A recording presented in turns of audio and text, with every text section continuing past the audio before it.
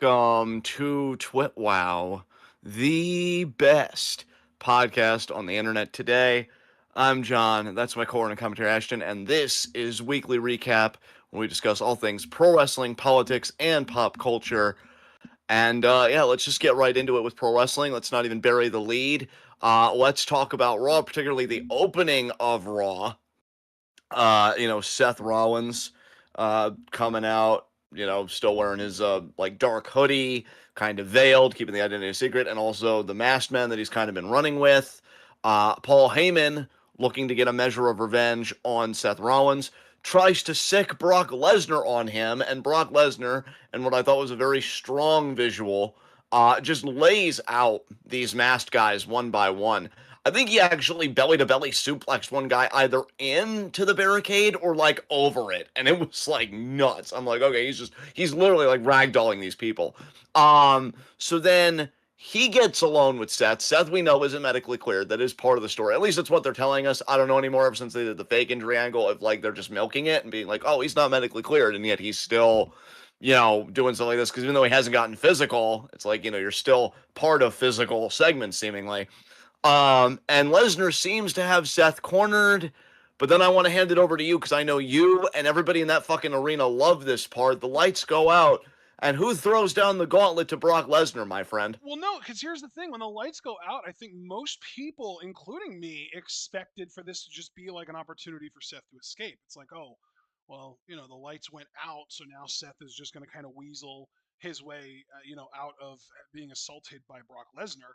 Uh, but then when Oba Femi's music hit, I think a lot of people, and again, including me, lost our fucking minds, realizing like, holy shit, this is happening. I saw a lot of people on YouTube, not most, but a lot, maybe like 20 to 30% of the reactors that I watched on YouTube that reacted to this were like, oh shit, is he with Seth?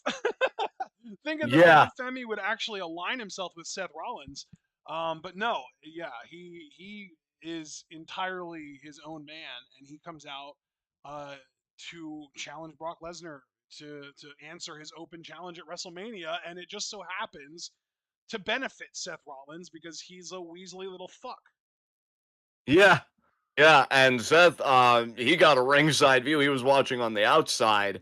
Yep. What I love is because, see, I feel like this moment made Obafemi look fantastic. The crowd, again, like I said, super into it. I wanted to hand it over to you because you even said in the live wrestling discussion, and I'm quoting you verbatim here. You said, opening segment to Raw tonight is legit one of the best moments in WWE history for me.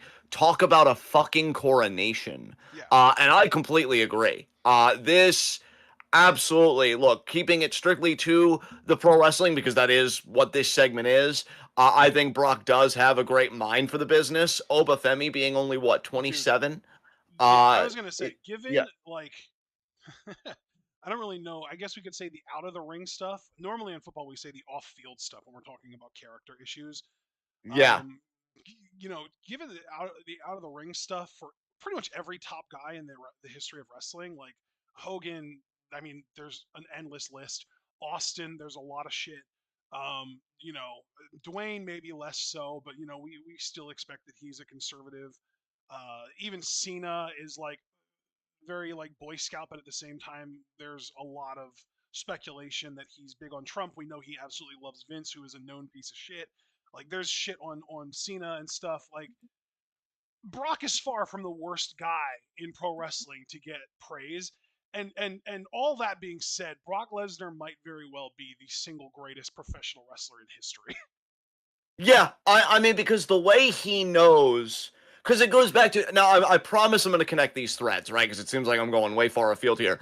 When he You was have feuding earned with, enough good faith with this audience that I don't think it matters how much of a tangent you go on. We believe that you'll bring it back. I really appreciate that vote of confidence because God knows I never give any to myself. So when he was feuding with Drew, right? And I remember Drew telling this story where, like, the Raw after Rumble, where it was the great segment where Drew claymored Brock in the ring, and then he's kind of stumbling to the back with Heyman, and then Drew comes back out and he hits another claymore, and I think the crowd was even chanting one more time, one more time, whatever. So in essence, he hits three claymores, and then apparently, according to Drew, it was Brock that said to Drew, because the WWE title was off to the side, he said, pick the title up and like, throw it up. And that's when we get that iconic moment of Drew just grabbing the title and just like, growl and holding it up. Brock understands how to get the most out of the big moments in the subtlest of ways because Yeah. apparently you could hear him kind of talking from the ground to Obafemi, and this is where Put I your said I foot would on bring me. it back. Yep. Put your boot on me. Yeah, it's like that mind is so, and again, speaking strictly pro wrestling, so selfless and so ahead of the curve because I think so often, and this is another part. I know I'm using the term work very broadly here. I just want to make everybody know that I'm very cognizant of that fact. But like, I think working is also like, how do I get the other person over too? Mm-hmm. Because that's gonna make me look good, right? Yeah. Yep. And this is why Brock is an S tier worker. I mean, Oba already looked good. So to just kind of set the scene again, Yeah. Oba comes in and the crowd, and you pointed this out, Ashton. I did watch. I could not, watch this clip back. I mean, I Yeah. had to see it. The whole Oba, ooh, Oba, Dude, and I that love was that. totally fucking organic too, because like they did this new thing with his music where after the beginning, like the very first part of it, the intro plays. Normally it goes right into the bum bum bum bum bum bum bum bum boom ba ba ba ba Yeah, ba. You know what I mean? And there was a long pause where there was just silence. And a lot of people were like, wait, did they change his theme? But then, like, after the silence, they went into the whole thing. And it was so cool because it kind of gave the crowd a moment to gather themselves after the crazy pop to get into the in between the beats. And then they started doing the bah, which is like the Goldberg style chant.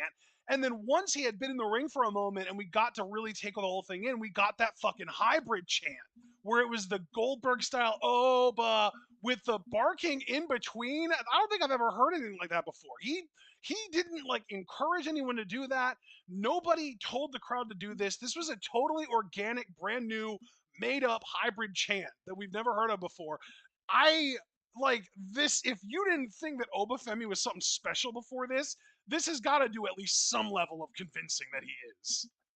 We're going to get more into that topic in a second because I do have something I want to ask you, and I think I found the way to ask you that question without seeming too like in the weeds or too much of a mark. But so to finish setting the scene, he gets in the ring, the crowd's erupting in this chant. Now, what I like here, and it's a very subtle way that in my mind protects Brock or gives him cover as the heel, Yeah. Seth looks like he's going to do something. He steps to Brock, but then Brock, does the whole like, made you flinch kind of thing where he just makes like one body movement and it's like, oh, whoa, whoa, I was just playing, man. I was just playing. Brock's like, yeah, that's what I thought. And then he turns around and Oba just pops him up, which by the way, I'm assuming more of this is on Brock and just his athleticism, but Mm-hmm. Oba's a big boy No, too. but It was it's a so lot of on fluid. both of them because Brock does Yeah. need to. I mean, we know Brock's athletic enough to jump up to the ring apron from the floor without effort, without Yeah. making it look like effort, I should say. But Oba still had to like gather himself, find his balance, and be able to be strong enough to hold Brock up in that position, and that is not easy. Yeah, dude, it looked when I tell you, because the atmosphere alone, A plus plus, right? I think we've already talked about the atmosphere that's done. Sorry, I swallowed down the wrong windpipe there. That sucks. When you actually look at the physical stuff, dude, that was one of the smoothest power bombs I've ever seen in my life. Mm-hmm. The lift up, the hold, and then you just wait that split second because they know the impact's coming, and then the impact, and then again, of course, I put your boot also on me. really appreciate that Oba has started sitting down with his fall from grace power bomb. It used to be that more of like a just like a jackknife power bomb like what Nash used to do, and now it's more like a Batista bomb. And literally from the minute I saw Oba Femi in his early days in NXT, I said this dude is the next Batista. Yes, yes, and dude, really to me, and I'll just be as succinct as I can here now to summarize it. I think it was the perfect segment. Like I really don't know what you could add or redact that would have made it better. Like I feel like it just hit every note. Even Heyman, and God knows I don't like Heyman anymore. I haven't liked him in like the last I'd say at least 2 years. Mm-hmm. Even he did his bit where he has this shocked look on his face, like somebody did that to my client, Mm-hmm. to my Brock Beast. Lesnar, yeah, to my beast. And then he's screaming no when he puts two and two together with Obafemi pointing at the WrestleMania sign. So we even checked that box. You Yep. got your WrestleMania sign point. Mm-hmm. It was an immaculate segment. And that's the thing. It's those moments. And that's why, like, I had to quote your words verbatim earlier in the Discord because I get it. When you have moments like that, you're reminded how good pro wrestling can be Yeah. when it checks these boxes and it's so restrained and it's not all these things. It was one power bomb, and I probably marked out more for that power bomb than just a lot of the moves and crazy shit you'll see on like an AEW or even on like a Raw with a lot of the wrestlers today Or trying to like NXT top or themselves. Evolve or whatever. Exactly. Or Yeah. New Yeah. Japan or Stardom or anything like that. It was so simple because it didn't matter what move they were doing. And I mean, it was a power bomb, and again, it looked fucking immaculate. It was the atmosphere. Mm-hmm. This segment was pro wrestling at its best because it remembers that atmosphere comes first and it elevates everything around itself. So if that power bomb was just whatever, even if it was just Brock being like, I want to know who's facing me at Mania, and Oba came out, sure, that might have worked. But what they did was even better because you just saw in the minutes prior Brock ragdoll everybody, Yep. seemingly about to destroy a not medically cleared Seth Rollins. So it's like, wow, what a dick. And then the lights going out, which AEW does that trope to fucking death, but here That's another I thing too, actually liked because it. like when the lights go out in WWE, it like people have gotten trained now that they basically just expect the Undertaker and nothing else. So when it's not a Yeah, song specifically, it actually has a sense of mystery to it. It's like, oh shit, what the fuck is going on right now? And like I said, like I think most people thought that the lights were going out just because it was a way for Seth to escape. And then when Oba's music hit, it was like, damn, the shit hit the fan. yeah, exactly, Or as our exactly. truth would say, the grits hit the pan. Yes, I mean this segment was incredible. I don't even really know if I remember much else from Raw, just from my like YouTube kind of whatever, just because I was so fixated on how masterfully done this segment was. But now that leads me to my question for you. Um, and like I said, this is how I'm going to put it. How much does winning the actual match matter for Oba? Do you feel like he gets enough mileage just from this moment alone, or do you think like he needs the win in your opinion? Because I know a lot of people are already saying like he needs to win, and I'll be honest, I'm sympathetic to that camp greatly. But what I appreciate about you is that you usually stay very grounded. You're very big picture, I feel like a lot of the time. So Right. how much do you think the win matters? Okay, so here's my thing. For Oba Femi's profile specifically, just looking at him as an individual, it does not matter at all. He does not need to be Brock for his profile to be fucking ironclad. He's set for life. Yeah. Unless something horribly wrong goes like happens, like if there's like a horrible injury or if a horrible botch happens or if he gets like blown up and the match is a disaster, which I doubt will happen. Pending something exceptionally bad happening, Oba is just plain made as far as I'm concerned. But from a sort of PR and optics perspective, it would be legitimately disgusting for Brock Lesnar to win this match. Yeah. Yeah. And I know you and I kind of had that conversation before, like in our off time. And again, I wanted to I didn't want to come in with words like, oh, do you think he's gonna be buried or whatever? Because I don't even think he would be buried per se. I do think though it'd be really freaking cool if he beat Lesnar. Because as I said last week, I really think this dude, that being Obafemi to be clear, is going to be in a marquee match, maybe even a world title match, which I was very also big about saying last week, at SummerSlam. Yeah. I mean, talk about putting gas in that tank if I you mean, beat dude, it's Brock funny you Lesnar at say Mania. that because what is the new prize for winning King of the Ring?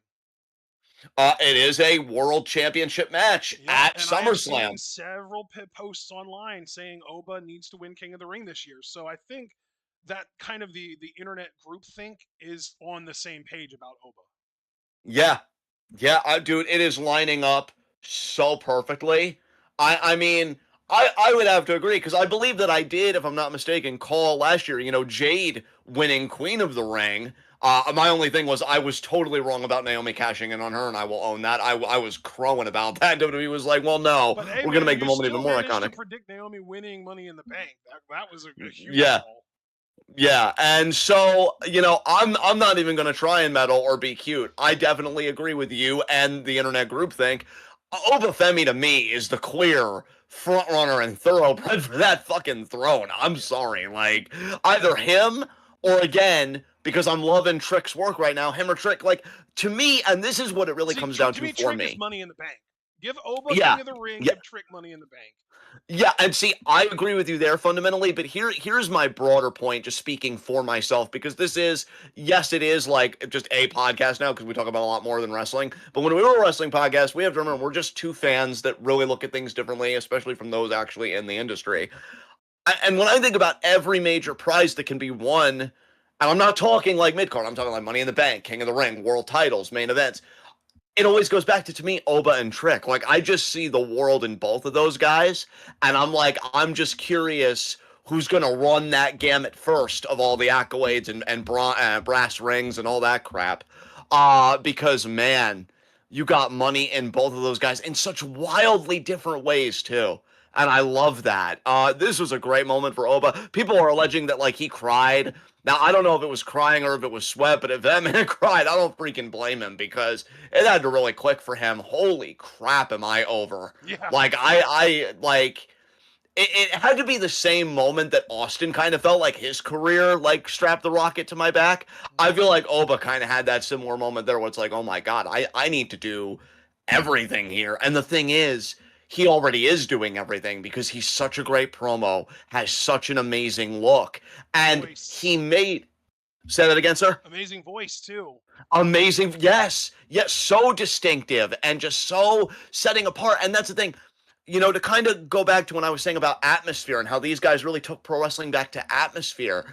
There's also a distinctiveness in character. These are actual personalities here, and I'm telling you, this segment was the very quintessence of everything pro wrestling should aspire to be, in my opinion, of course. But yeah, it was the very quintessence of what the business should strive for. This was perfect, absolutely perfect. And also, Um, I do want to just address Javaris in chat because I agree with him. Yeah, he said, and I'm quoting him, he said, "No, as a black man who has watched Brock ruin every single black champion's reign, I need Oba to beat Brock." That is 100%. I'm in agreement with you, Javaris. 100%. I mean, if Oba does not beat Brock here, it is going to be such an absolutely just disgusting decision made on the company's behalf. And it's, let me again re-emphasize. We were talking about this earlier today. A decision made by Triple H, the same motherfucker who politicked Booker T out of beating him after he made racist remarks about Booker T at WrestleMania 18. Like, Triple H needs Obafemi to win this more than Obafemi needs Obafemi to win this. yes, I love how you put that. I'm not even going to touch that. What I do want to add before we move on from this, although if you have anything more to add, I mean, please do. I just want to get I this was out just first. really wanted to really just emphasize to Javaris, like I'm 100% on the same page with you. It would be genuinely gross if any result other than Oba winning clean happens here. But my point is just protecting like my emotional state. If Brock does win, Oba is still gonna be totally good. Just to throw in my 2 cents on the Javaris discourse, I too completely agree with him. And not only that, and this is not, I want to be crystal clear, I am a big Drew McIntyre fan. I mean, I'm kind of over the heel shit. I'm ready for him to be face again. But like, he beat Brock in 5 minutes at a Mania. Granted, it was pandemic era and no people, but you still, even though there were no people, still had him look super freaking dominant. You're talking that's going to be a packed freaking arena. I'm not saying I want Oba to squash Brock, although to be honest, I think that would That make me would be absolutely giddy. insane. I would be absolutely giddy about that if I'm being 100% honest. But, I mean, come on. I mean, Brock did an amazing thing for Drew, and Drew deserved it then. No question about it. Yeah. Oba deserves it now. But what I wanted to end with, because, I know I have quite a few data lovers and people that love things by the numbers in my life, I feel present seen. company included. Yes. I was going to say the Oba Femi Brock Lesnar segment has 3.2 million views on YouTube. It is the most watched segment, at least if you just go purely by Raw, because even CM Punk and Roman stuff, which I didn't even bother to watch, I really do not give a crap about that feud, only has 1 million views. Now, you could say it's because of Brock, and I'm sure in large part that is true, but Oba, man, what a stud. See, Now, I'm curious Well, if dude, if Oba it was beats just Brock. Brock, then you could look back at all of Brock's segments and compare and contrast. That's true. That's true. We could do that. I don't really have the bandwidth for that now because we're in a very nice flowing conversation. Yeah. But, my question is, let's just say for the sake of argument it is Brock. I wonder what star power Oba would bring with him the Raw after Mania if he beats Brock. Like, would he cross 1 million on his own? Would he do those kinds of numbers on his own? Because there is no doubt that Punk and Roman, they're great promoters and stuff like that, if nothing else. But I just love that segment left them in the dust. And I don't think anything, if we're just looking at recent WWE content for the week, nothing even came close to this. Yeah. I mean, Randy, I think, has been doing great stuff, and we'll get to Randy later, but his laying out Matt Cardona, oh, so good. Only has 650,000 views. Like, these guys have money right now. And yeah, I just really wanted to applaud them both for that. So, is there anything else you wanted to say, man? Because I'm good on this. No. No? Okay. I will say again, I always come honest with you. I really didn't watch many Raw clips this week because, on the whole, I am just over pro wrestling. But I definitely, that match kind of sold me. I'm like, this is officially the best match at Mania. Yeah. Oba Brock. But I did watch Randy Orton about to be interviewed just because I really, for me, I've been enjoying this Orton. And again, we'll get more into that a bit later when we get to SmackDown stuff. Dude, And SmackDown this week was so ass to me. Honestly, the way that I normally take a back seat and let you roll with politics, I'm probably going to do the exact same thing for you with SmackDown this week. It was horrible. Well, that's cool because really all I'd have to say about SmackDown is just Randy Orton stuff and kind of glazing a bit, like how I'm kind of perceiving the story and enjoying it. Right. So we'll cross that bridge when we come to it. But yeah, he does this brief little interview on Raw, and I'm only bringing this up, one, because the video quality for this interview for Orton, I felt like we went back to like the early to mid 2000s or something. Like, what in the Skype call is this? It looked grainy, and I'm like, where is he? What are we doing? But more importantly, my little technical pot shot aside, and I'm a guy that doesn't even mind to watch things that look like a potato. My family always thought I was weird for that. He's talking your on best the friend thinks you're weird for that too, by the way. well, yeah, thanks for chiming that in. That's great. That does a lot for the soul. He's on the phone with somebody. And he's saying, oh, thank you for the advice. You were right and everything else. And then he kind of like throws Cody's line. I won't say back in his face because he's at home, but I mean, in a broad way, back in his face. Wrestling is more than one royal family. So maybe he was talking to his dad, maybe. But like, here's the thing. Part of the problem of being TwitWoW, besides being so fucking excellent and correct, is that we do look a lot into pro wrestling. And I think I'm especially guilty of looking into things too much. I feel like nothing is ever staged like accidentally or that's not really going to be followed up on substantively. It may be followed up on horribly, but it will be followed up on. So like, why show us that he's on the phone? Why key us into that conversation if we're not supposed to speculate who was on the phone? And I'm sorry, like Bob Orton has got to be old as shit now. Like, I doubt like he's going to be a compelling answer, right? If they're doing that, doesn't mean he isn't the answer, but like I just feel like there's going to be more from that. Is my point. Right. And so my mind immediately went to, and I know I told you this in a conversation. My mind immediately went to Dwayne. Dwayne's trying again to get a champion that he could really control and align with because Cody didn't work out. Cena seemed like it was going to work out, but then we never even saw Dwayne. And then, Cody got to him because Dwayne wasn't around to exert his influence. Be a better manipulator, dude. What the hell are you doing? And then Cena's like, shucks. I guess I'm a good guy again. And he was sincere, which still baffles the absolute hell out of me, but it's in the past. And, then Cody won because, yay, I know you were good again. And isn't that the real prize? No, fuck you. So I'm thinking it's Dwayne being like, okay, everything was a disaster. We need to do it again and do it right, damn it. Now, I forget what you said to me. All along. Yeah, dude, imagine if it was some season 4 you shit and Orton really was talking to himself the whole time because they're doing this whole thing with the voices now. He was on the phone with the voices the whole time. Like, dude, honestly, that would be such trash, but I would laugh so hard. I would be like, this is peak. I think even Kirby would be like, this is cinema. So, okay, we have Dwayne. We have potentially Randy Orton going full schizo here. Potentially. That would really be a fucking trip. Foster said Manu. That is a deep cut, Foster. Fuck, I love you. That's a Oh my legacy god. deep cut. I remember Manu. Yeah. God, the I best thing he remember ever did Manu, and was I yeah. remember Sim Snuka. Yeah. Fucking Sim Snuka. That Oh was one god. of the guys in Deuce and Domino, by the way. Dude, I was about to tee up the joke. What a deuce. And it still popped you even though you knew it was coming. Yes, that's how I knew it was gold.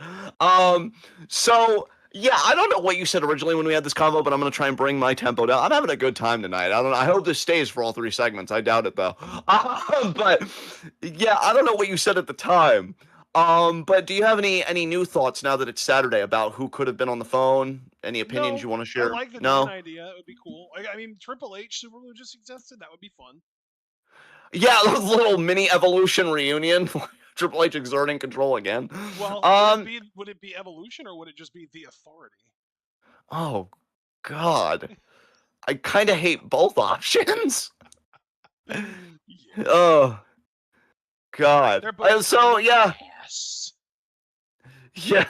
Oh my God. So I guess that's that. Because again, I really didn't watch anything else from Raw. So let me just tee it to you. Is there anything else from Raw that you would want to talk about? Because I can't really speak about Um, anything else. what else even happened on Raw? Honestly, after that Nice. opening segment, I kind of had a hard time focusing on anything else. AJ AJ Lee did retain the Intercontinental Championship against Bailey. That's a thing. Penta retained his Intercontinental Championship against Dragon Lee in what I heard was a great match. Nice. Natalia beat Maxine Dupree with a sharpshooter. Um, there was a Randy Orton interview on Raw, but I don't remember anything about it. We just discussed that, because he didn't even say anything. The whole thing was to show that he was talking on the phone to somebody, and then Friday was when he got deeper into things, Right, in his that's own mind. right. So Yeah. yeah, Stephanie Vaquer beat Raquel Rodriguez with roll up. Um, yeah, and then yeah, there was the whole Roman and CM Punk segment where Punk got triggered by Roman calling him old. yeah. And then Damn. there was a rumor after that that Roman was supposed to tell Punk some kind of a line about Larry the dog because Larry the dog is also dead, just like Punk's or Roman's dad, and Punk mentioned Roman's dad, so Roman was gonna mention Larry the dog to get back at him, but he just called him old. Damn. Well, there goes that WrestleMania press conference. Uh, That's the whole show though. That was Raw. yeah. Yeah. So we could just move on.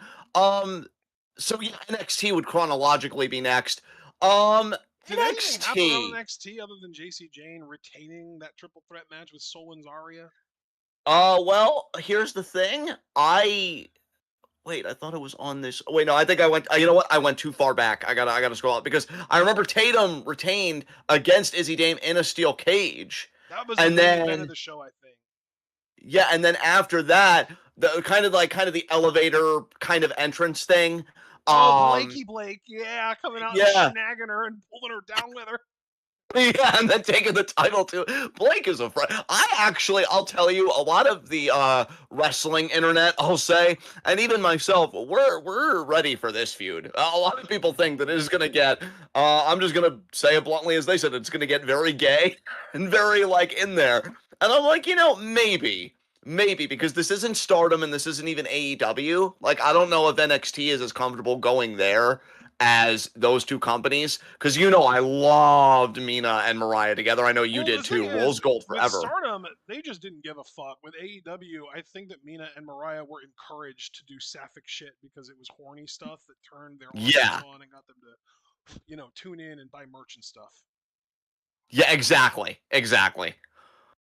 Um and so yeah, like I'm really curious, how that feud will go, but yeah, I'm thinking hopefully Blake will be really back on track because the Jada Parker feud was fine. I'm honestly a little surprised that Blake won that feud, but I don't really think there was any way to go wrong in picking winner because I really do enjoy both women and I think both have bright futures. So now she's moving back on to Tatum. Uh, but I'll tell you what I want to close on with NXT because again I really didn't watch everything and I just want to focus on what I did watch because I feel like to talk about everything would be disingenuous. Ren Sinclair finally won a championship. She's the new women's speed champion. Good for Hooray! Ren Sinclair, man. Yay, Um, Ren! Dude, I don't know if you saw the Happy Rens Day because I really do try and post those in the Discord when they show up in my YouTube Shorts feed. The Rens Day from this week, but her and Kendall, man, I love them. I'll tell you, the goal is absolutely Tay-Ra for women's tag team champions one day. That is still the ultimate dream. I am not giving up. I am here for it. But if the universe was to tell me, John, like so many things in your wrestling life, this is not going to happen for you. And you just need to get over it, but I will give you, for a change, a consolation. How would you feel about Ren Sinclair and Kendall being women's tag team champions? Be like, I'd Rendell, sniffle, I'd wipe my fucking nose on my sleeve, and I'd be like, okay, really? because they are precious. They are precious. Is there official team name Rendell? I mean, I don't know if it's their official team name. I just know that that's like kind of the social media name, so to speak, right? So that's just kind of what I'm going with. But their Wednesday vlog this week was that they had a quote unquote bet that if Ren won the championship, they would do I think Whataburger, and if she lost, they would have to go to Kendall's favorite like fast food joint, which is In and Out. Oh my And god! Isn't that like an infamous, like genuine, like fast food chain feud? it might be. It might be. It wouldn't surprise me in this day and age. I mean, you got all the social media personas of fast food like beefing with each other. Um, and yeah, Kendall tried Whataburger, and to her infinite credit, she took a bigger bite of that burger than the McDonald's CEO did of his own product. So, I mean, so yeah. SpongeBob SquarePants took a bigger bite of that burger, whatever the fish was that took the barely bite. You know what I'm talking about? The reference. Yes, exactly. Than In fact, the McDonald's CEO of his own burger. In fact, they referenced that exact episode, not in the way that you like laid it out, but Kendall. See, I know I was gonna get it mixed up. Kendall at one point was like, "What a burger looks like a Krabby Patty," and Ren was like, "Stop! Like, no. What's gonna happen is you're gonna take a bite and you're gonna fall in love like Squidward did with Krabby Patties, and it's gonna go all to your thighs." Oh, And it it was showed the photo Squidward. of That's right. yeah. And then like they showed the pic in the episode where he eats like all the Krabby Patties in the Krabby Patty vault, and it all goes to his like bottom tentacles. And yeah, it was just a fun, cute thing. And I'm like, you know what? This is also in a completely different register than the Oba Brock stuff. This is also why there is still like a faint appreciation I have for pro wrestling because, at least in America, because I am enjoying the Joshi stuff. Hey, Stardom, get the 311 show up so we can continue the Cinderella tournament. I was actually having fun with that, you Is it dicks. still not up? I looked today and it's still not up, What in no. the fuck? Dude, thank you for matching my indignation. I really appreciate you supporting me in these moments. They deserve people to be indignant about this. Exactly. But no, I love seeing people work hard. I love seeing natural chemistry, and I'm all about them ships. And I'm not even talking like sapphic or romantic, although I'm perfectly fine with that. I'm just talking people just liking each other and clicking. I like interpersonal dynamics. I said in Stardom's golden period, that was my favorite part was the interpersonal dynamics. And God, Mina and Mariah, and then fucking Saya and Utami. Forever. Just forever. I just want to throw another one out there: Mariah and Hanan. Yes, and 100% right you are. And I love Ren and Kendall, but also like to talk about Ren, and I even said this in the Discord to quote my own face, which what I a source to you do cite, am I right? Exactly. Thank you. Thank you Now, for I was existing, sir. back at you, sir. I was never worried about Kendall. Kendall She's is really so talented. Yeah, that's the thing, right? She's so naturally talented and so good at everything. She might be the closest thing we have to like a female Kurt Angle, and it's like it's insane how quickly like she's picked everything up and she's just been so good. I'm I gonna will go out admit on there a was limb here, though, and like on a scale relative to gender, Kendall is far more attractive than Kurt Angle. Yeah, yeah. For me to agree is insane because Like, Kurt don't is get. showing I'm that not scalp. calling Kurt Angle ugly, not by any means. Kurt's like a solid 7, 8, maybe. The fact that Yeah. he's really fucking talented makes him a 10. But Kendall, without knowing a damn thing about her, is already like a 10 already. Yeah, oh, for sure. And I mean, look, the idea that I agree with you, knowing that Kurt actually has the edge of showing all of that scalp, is Yeah, insane. John loves Uh, him some scalp people. I do. Bad things are definitely going to happen when I have scalp access. And I think I'll just leave it at that. But no, again, to be more serious, I never worried about Kendall. Kendall is so insanely talented. I did for a time worry about Ren, if I'm being honest. I think I stopped worrying when NQCC happened. But even then, I'm like, we know how WWE treats factions. Out of nowhere, you could wake up, you could go on WWE.com, which I don't really do much anymore, but you get my point. Like, you could just read wrestling news and be like, oh, Ren Sinclair released. And now, though, that I went from being worried to just being elated she won the title, and she worked so hard, and I'm so happy about that for her. And that's the thing. One of the things we say most on TwitWoW, it's one of those time tested things that we've said on the history of the show. We're rooting for everybody. We just want you to be good. We don't, we're not gonna applaud you if you suck.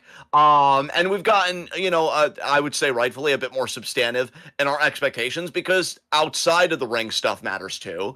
But this woman seems like a total sweetheart. She won the title in her hometown.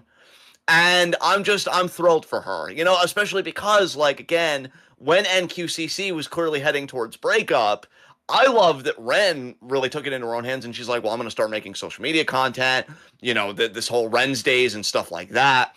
And, and now she's here. So, yeah, I really probably shouldn't have talked about this segment this much, but all this to say that I hard disagree. work should pay I think off. you should talk about what you're passionate about. Yeah, and this was a good segment. And really, I'll say this too, speaking about the segment, this might lead to the breakup of Fatal Influence because I will give the booking credit here. This match came after JC's title defense. And during that title defense, Fallon, who was the former women's speed champion, ate an F5 from Zarya on the floor. And she was selling the shoulder throughout the match. And then Ren pretty much won the title with a cattle mutilation, which I thought was super fucking cool. So now Fallon can be like, I took a bullet for your championship, and you weren't there to save mine. I lost mine because of you. Now, what I had expressed to you during our gaming time and our downtime is that I am really afraid. Now, maybe I shouldn't be, and I'm not like crashing out about it, but there is a creeping fear that I have that this could be dovetailed to Fallon going back to being babyface and being the one to ultimately dethrone JC. Yeah. And I'm like, no. No. Like I Totally not. fundamentally yeah, I fundamentally reject that premise and it emanated from my own face. Like, no, it's hideous. I would say too hideous to live because Jada Parker is right there, who I've been banking on for I think probably 1 to 2 months now. I know it's been a while that I've been saying, oh, Jada Parker's the next champion. Jada Parker's the next champion.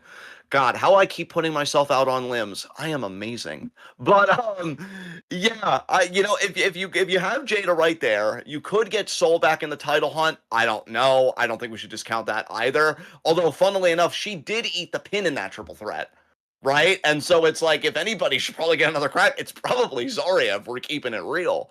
But like my point being, you have options. You could even do Kendall again. I would not complain about that at all. But if you do all of that only to like keep it within the faction more or less, even if it's not a faction anymore, it's like, come on, man. What are we doing?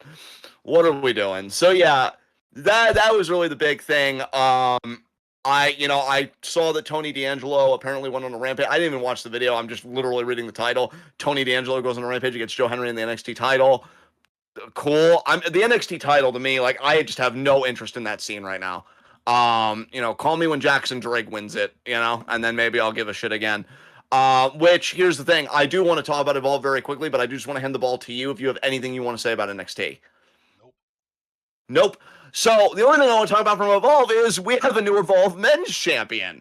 And I don't know, Foster, if Evolve is similar to 205 Live for you, where you have your finger on the pulse with it, or if anybody really has their finger on the pulse of Evolve, because Ashton and I have been checked out for quite a while on it. But I have to say that I was absolutely gobsmacked to learn that the new Evolve Men's World Champion is Aaron Rourke. And look, I will cop to the charge of maybe there was a story here, and John, like, you should have just been paying attention because they built Aaron Rourke up. I'll cop to that. My I'll response to cop that to that. is no. And there you go. I love that you use tone too, my favorite. Um, I'll cop to. Look, he was champion for 301 days. Um, and all title reigns have to end. If And I Jackson get Drake that. was homophobic towards him, then this is a good thing. Otherwise, Exactly. I'm not sure what other story justifies it. Yeah. Here's what I can't forgive though, and this is what I've been building up to. Because I actually watched the clip because I'm like, I need to see how this went down because I remember Aaron Rourke from just one tag match from a long time ago. So again, I have no idea the build up in the intervening time. And he was okay. Like, I'm not gonna shit on him or anything, but I really wasn't thinking like, wow, whatever, like so many other guys. Like, who is that? And maybe you could jog my memory, Ashton, because you're better about this stuff than I am when it really counts. Who is that bodyguard for Itzgall that you and I absolutely loved? And you're like, dude, you're gonna love this dude. And I was like, oh my god, you're right. This dude's amazing. He was like a hoss, I feel like, and he had some athleticism. Do you have any idea who I'm talking about? I'm trying to remember his I'm name. trying to remember. I'm gonna pull up Cage Match, see if I can find the exact name.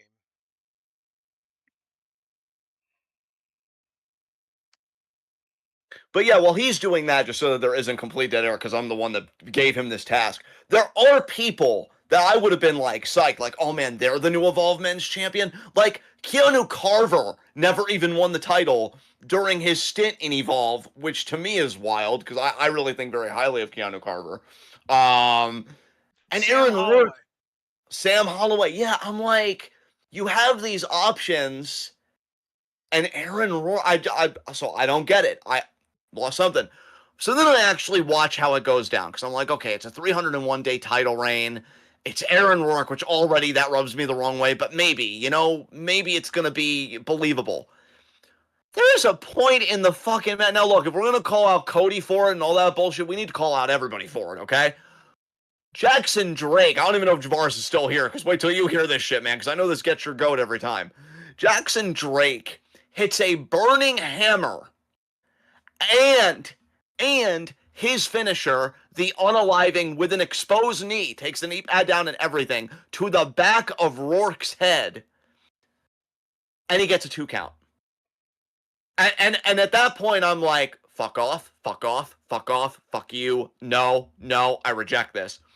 And then Aaron Rourke, and I don't want to be, yeah, yeah, yeah. Um, Aaron Rourke wins with pretty much a Molly go round. Now, look, all due respect to Molly Holly. I hope she's living her best life. This is not a diss to her. But I'm sorry, like, it's a 301-day title reign, and you don't even knock the guy the fuck out. Right? You just catch him for those 3 seconds, which in one way maybe Evolve's thinking, oh, we're protecting Jackson because it's NXT full time now. But no, like, when you have a title reign like that, chicken shit heel or whatever kind of character you want to say Jackson Drake is, what's undeniable is he's insane for as young as he is in the ring.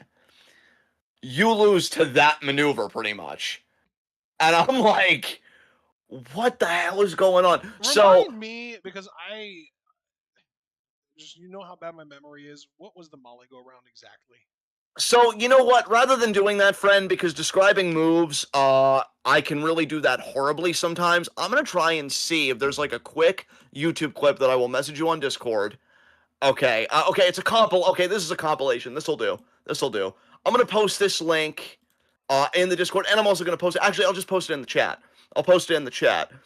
This is a compilation of the Molly go round, and yeah, I'm not even wrong. I'm not even wrong. I just watched the first one that she did on Crash Holly. That's essentially how Aaron Rourke won the title. And again, Oh, okay. great So looking it's just like move. a somersault seated senton. Exactly. And that's how he pins Jackson Drake. And I'm sorry, I didn't believe it. And I know that I'm just one person, and that's kind of the point, right? Is these are our opinions. But I looked at that and I'm like, you really did Drake dirty here on his title run. Whether you like the guy or not, you gave him a 301-day reign. Like, finish it strong. So I really don't know where the Evolve Men's title goes from here. And frankly, I'm checked out, so they can do whatever they want with it. Yeah, Congrats to like Aaron honestly, Rourke, I dude, guess. here's the thing. Yeah. I am not like up in arms about this at all because frankly, it feels to me like Jackson Drake is above the Evolve Championship at this point. And you know what? You would be correct. You would be correct. It's just, I don't know, man. I am like very much a mark and a stickler about like, hey, if you got a great title reign, like you got to hit the crescendo, you got to hit that high note at the end. And I was just left feeling so flat. I'm like, damn. So Maybe that was a Mark was quick. really fucking over in Evolve. I don't know. And you know what? I'm assuming he was. I'm assuming he was. And again, there is a lot of context that I'm missing, and I wanted to be emphatically clear about that. Just to be as judicious as possible. But what I saw, I did not like. And that, I think, is the plainest way to say it. So, with that established, let us go to SmackDown. You already said that SmackDown was terrible. I think I'll even quote you again. Now, Dude, you didn't say this. okay, yeah, Yes. I was gonna say it, but if you want to say it, go ahead. Yeah, you said it reminded you of the 2009 guest host era of Of Raw. WWE. Of Raw, yeah, specifically. And here's the thing. I'm not going to talk much either, except to say that yeah, I saw what clips did I watch? I actually I didn't even watch Truth and Priest winning the titles. I just read about it. So congrats to Truth and Priest becoming tag champions. I did think that was genuinely cool to see. But the only things I watched were the Randy Orton stuff. Now, for the initial promo, you know what? I liked it. Him reciting his own theme, like promo style, was very cringe. I ain't gonna lie about that. I was like, I don't really know if that was the move there, Chief. But he said, my career, I don't know how much time I'm going to have left in my career. And I want my legacy to be world titles because, he did talk about how, you guys have just loved me so much and you sing my theme and it means a lot to me. And the relationship we have, I high five you. I see a kid who has a birthday and I try and wish him a happy birthday. And, when I do that, it puts a smile on my face.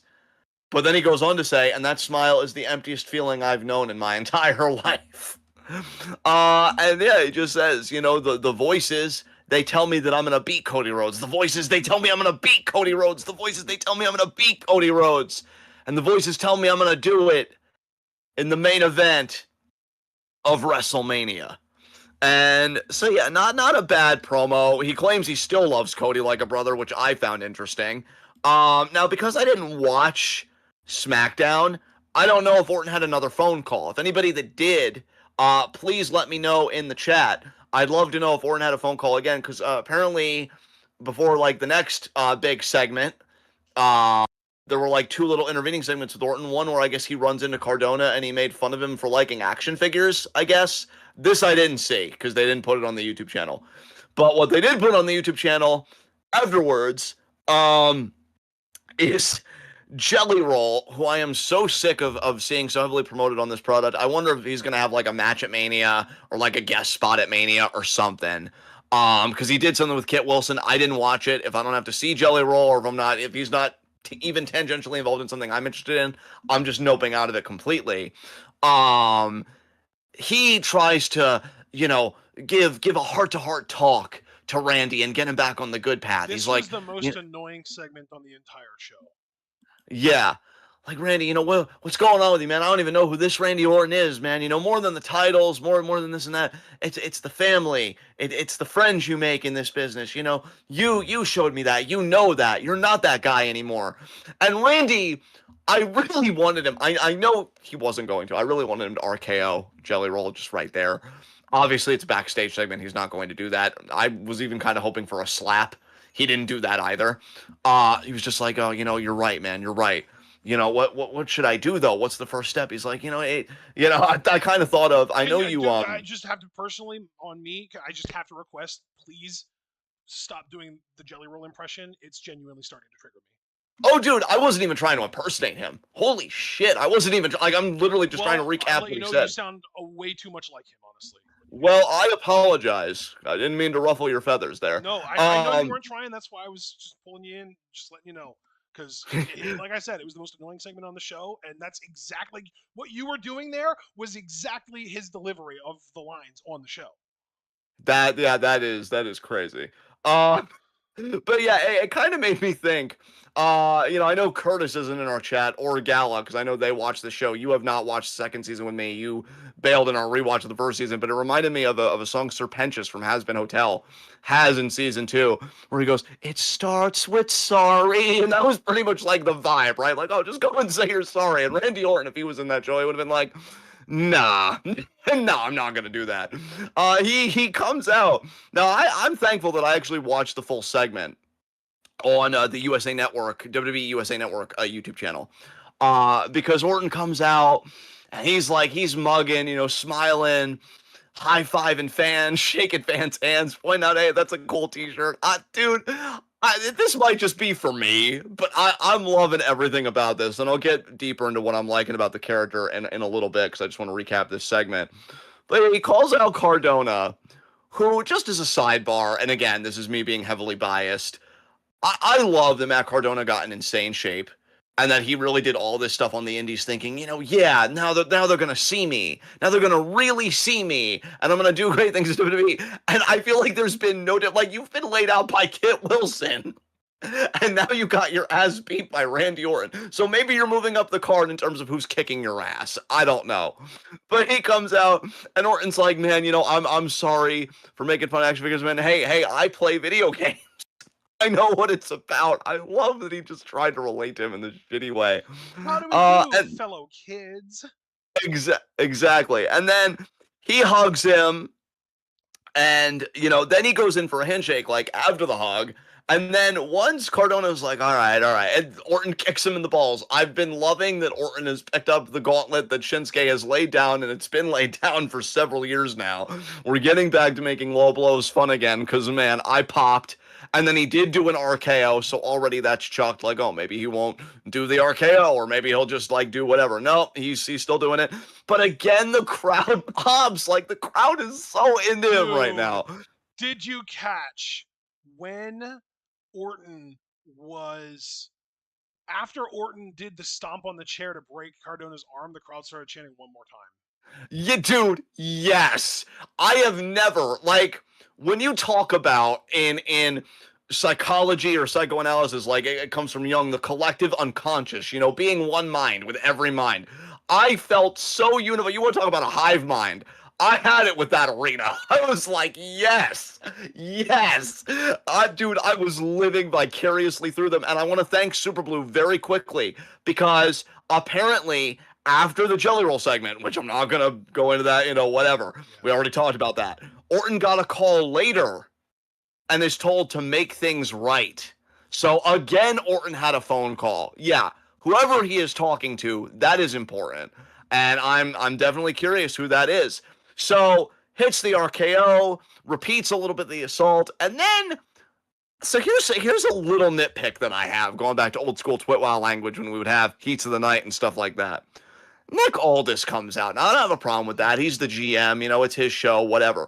What I have a nitpick with, he actually looks at Orton. Now, keep in mind, Orton throughout his tenure on SmackDown has RKO'd Nick Aldis, I want to say at least 3 times. Definitely twice. Definitely twice. There might be a third time that I'm forgetting. And he actually looks at him, he's like, Randy, this isn't you. What? Like, this dude has beaten your ass twice. And you're going to be the one to try and be like, there's good in you. I know there is. What is in the water? Okay. Well, yeah, like, but when he did that to him before, it was all a joke and it was a prank, bro. well, yeah, clearly. I mean, there's no better prank than let me drive your face and your neck into this canvas. So yeah, like him trying to reason with him, I'm like, that is genuinely insane. And this is the guy, in Orton that hears voices in his goddamn head. And yeah, it seems like he's gonna relent. And then yeah, like he gets a chair, he puts it like Cardona's arm in it, and then yeah, he stomps on it. Cardona, to his credit, does sell it well. But man, to put in all that work on yourself to You should have sculpt your cried. body. Say that again. Cardona should have cried. Yeah, dude, yes. To do Chelsea all should have that run work. out there. Yeah, yeah. We don't have enough In her Chelsea Green in wheelchair, our though. product. God damn it. Yeah, for sure, for sure. Um, yeah, that's just a great segment. And what I'm liking, so I did say that I want to just give a bit more of what I'm liking about this Orton character. I feel like, again, I think I kind of mentioned this to you in conversation, but I feel like the promo that he gave filled in a bit more of the contours of it for me. This is a guy that we have to remember in kayfabe, which takes in the whole universe of the product. He has seen both John Cena and AJ Styles, guys that he has both feuded with and won world titles alongside of and this and that, retire.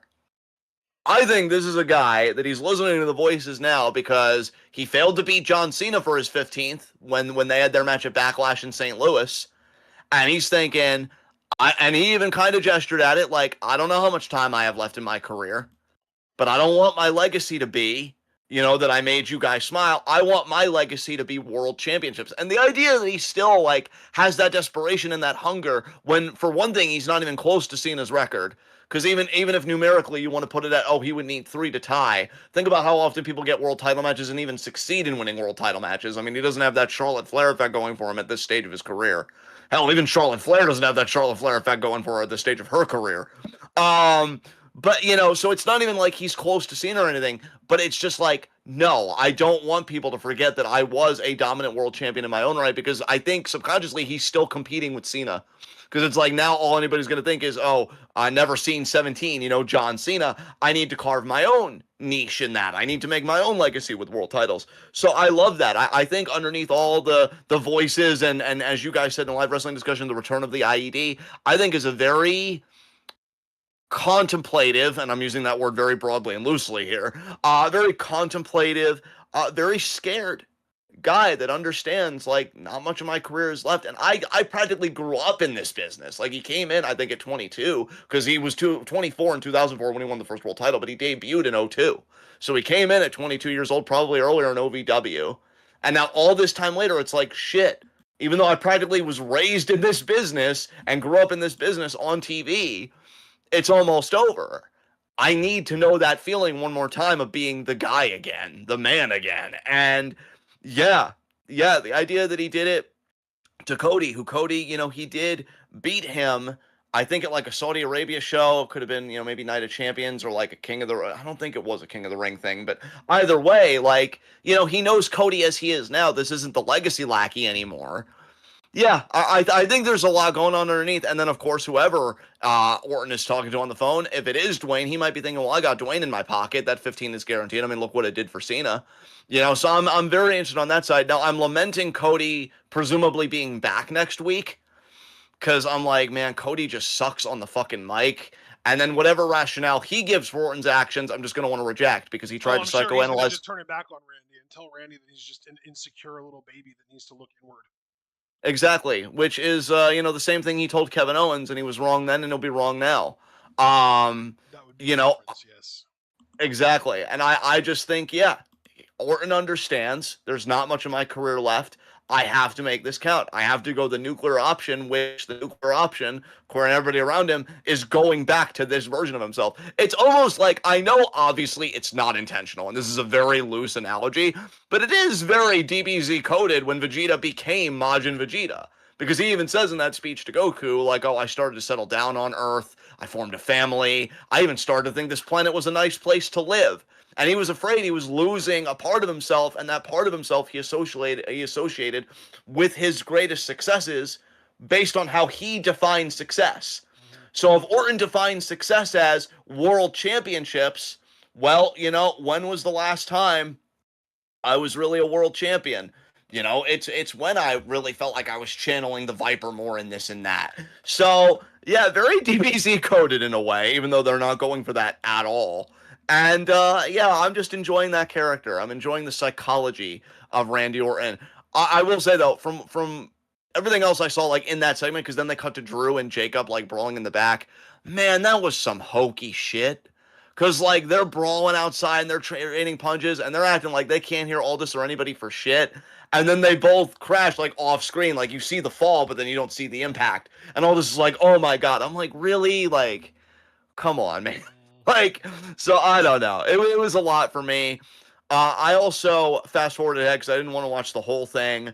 But that Meechin and BFAB are now with Jade Cargill.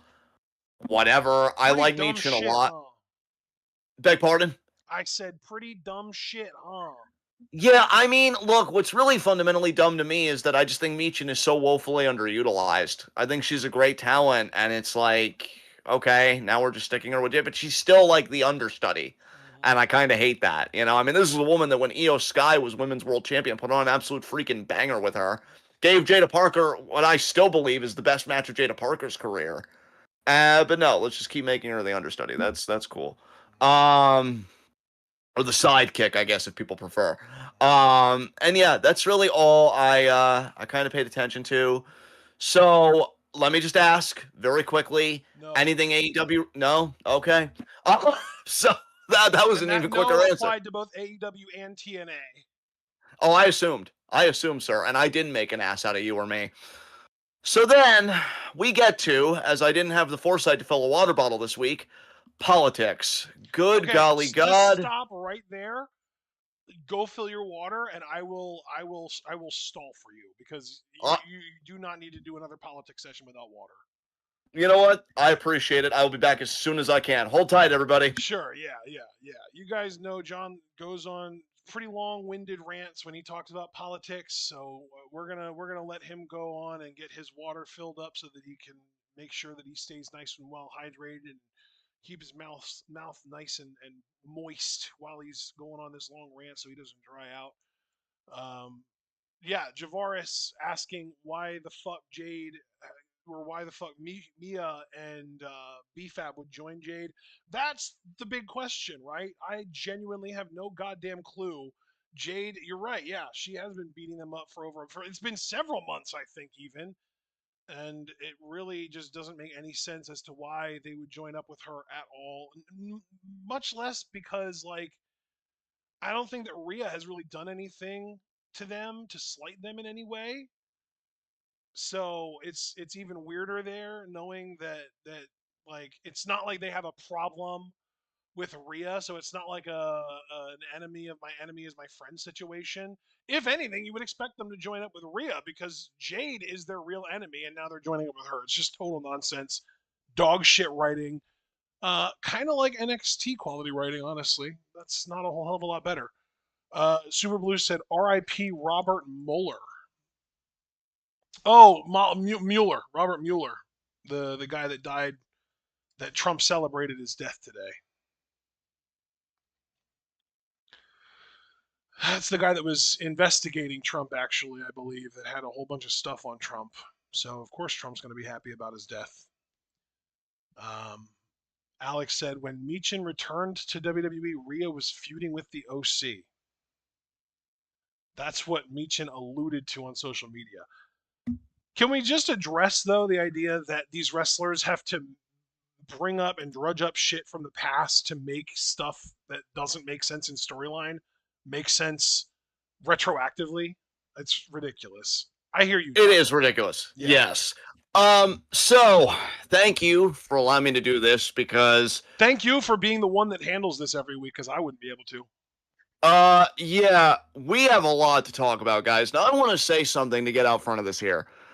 I take our responsibility when we talk about current events in this segment of the podcast very seriously.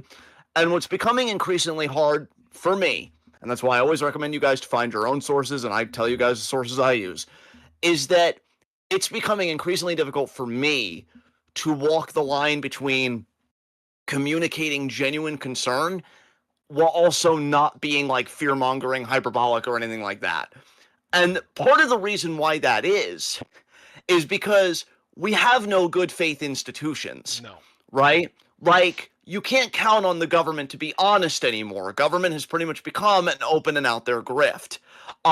You can't count on our quote unquote allies to be honest, because when one of your allies is Israel, who has been live streaming war crimes for God knows how long now, you know, It's difficult. So I am going to try to take a measured tone with what I am telling you all here. So let's get started. And if I'm saying all of that, you can imagine we have a lot to talk about.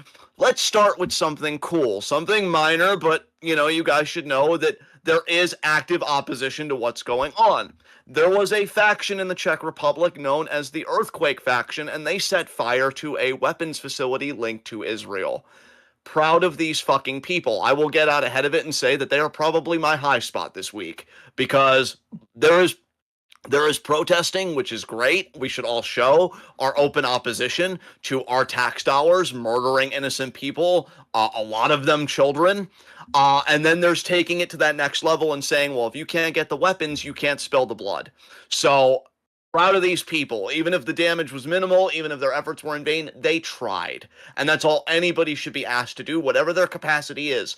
We're all on our own path, but it all leads to the same destination, getting these fucking people the fuck off our planet. So shout out to the Earthquake faction of the Czech Republic. Salute you. As one American communist, who I'm sure that is a communist faction, I'm assuming anyway. Now, let's get to the actual substantive stuff, because good God, let's start with this, because this was very eye-opening to me. And only a few weeks ago, I had mentioned that I believe I think it was the UN themselves as a body, said that we are now in a stage of water bankruptcy. So you're thinking, oh my God, the climate, that's right, that's still happening along with everything else. The Guardian ran this piece today, which this was insane to me. This war has been going on for 14 days, which I stress for the umpteenth time. U.S. and Israel started. Iran is the victim. Whatever mainstream media tells you about terrorism or repressive governments, look in a goddamn mirror, first of all. Second of all, Iranians were trying to deal with their repressive government, which is still doing the repressing, by the way, just so that I don't completely glaze them for whatever praise I may give to their military strategy later. It's just you ruin their efforts because now you're murdering everybody indiscriminately because Israel wants Iran to be a failed state. More on that later. But for now, to kind of work backwards a little bit, it was found that 5 million, they spell tons weird because it's TONNES, 5 million tons of CO2 emitted in just 14 days of this war. They said, this was insane to me, and I actually have a tangential point I want to make about this, but first let me read this to you guys. According to an analysis that was done, they found that the global carbon budget being drained they were draining the global carbon budget faster than 84 countries combined. Another thing I want to point out with climate change is one thing about Ashton and I being far left. Ashton and I aren't by any means, and I'll just speak for myself here because he's kind of letting me drive here, but I know he feels the same way. We're not class reductionists. We do believe that identity politics, and not in the sense of like, oh my God, isn't it so great that a woman's dropping the bombs, but literally understanding how different identities feed into different forms of oppression. Yes, there's class, but if you're a black woman, you're also going to deal with misogyny noir and stuff like that. Or, if you're disabled, you're going to deal with ableism and eugenics and stuff like that. So we believe, of course, that identity matters when you're doing concrete socio-political analysis. The problem also, because climate identity does factor in there, but climate is also a class issue. And we need to understand that. Because The Guardian also reported, now I'm not going to get the figures exactly right, and I apologize, but you can pretty much Google the bones of it yourself, that the wealthiest 1%, they already burned through their carbon budget in 3 days for this year. And there was a study done, and I wish I could find it, but I had read a study a while back that if you took the bottom, 90% or whatever, really just the poorest people and not like the wealthy pinnacle of the human population, and you look at their CO2 emissions, we wouldn't have these temperature problems. But like the rich, the CO2 that they're emitting through their businesses, through their lifestyles, everything is insane. And this brings me to my main point.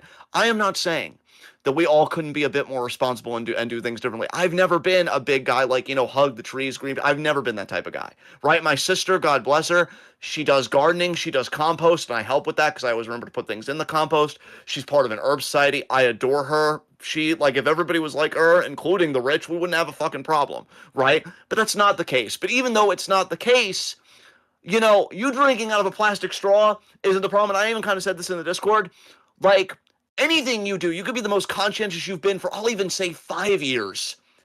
And the U.S. military would undo it in 30 Dude, there have seconds. been people producing zero waste since like the 60s, and that's 60 Yes, years, and they still, their efforts still pale in comparison to what a fraction of the effort would achieve from the people who are actually responsible for the problem. precisely. Precisely. It's so funny how the mainstream media will like use socialist rhetoric or like socialize the problem rhetorically when it protects the rich, right? It's like, oh, maybe to save, like you could do this mode of transportation, or you could drink this way. Be You know, sure maybe to people don't have that recycle, option. everyone. Exactly. Meanwhile, hey, here's an idea to clean up your planet. Stop dropping bombs on children. That Regulate actually the would work fucking a lot. emissions. Exactly, exactly.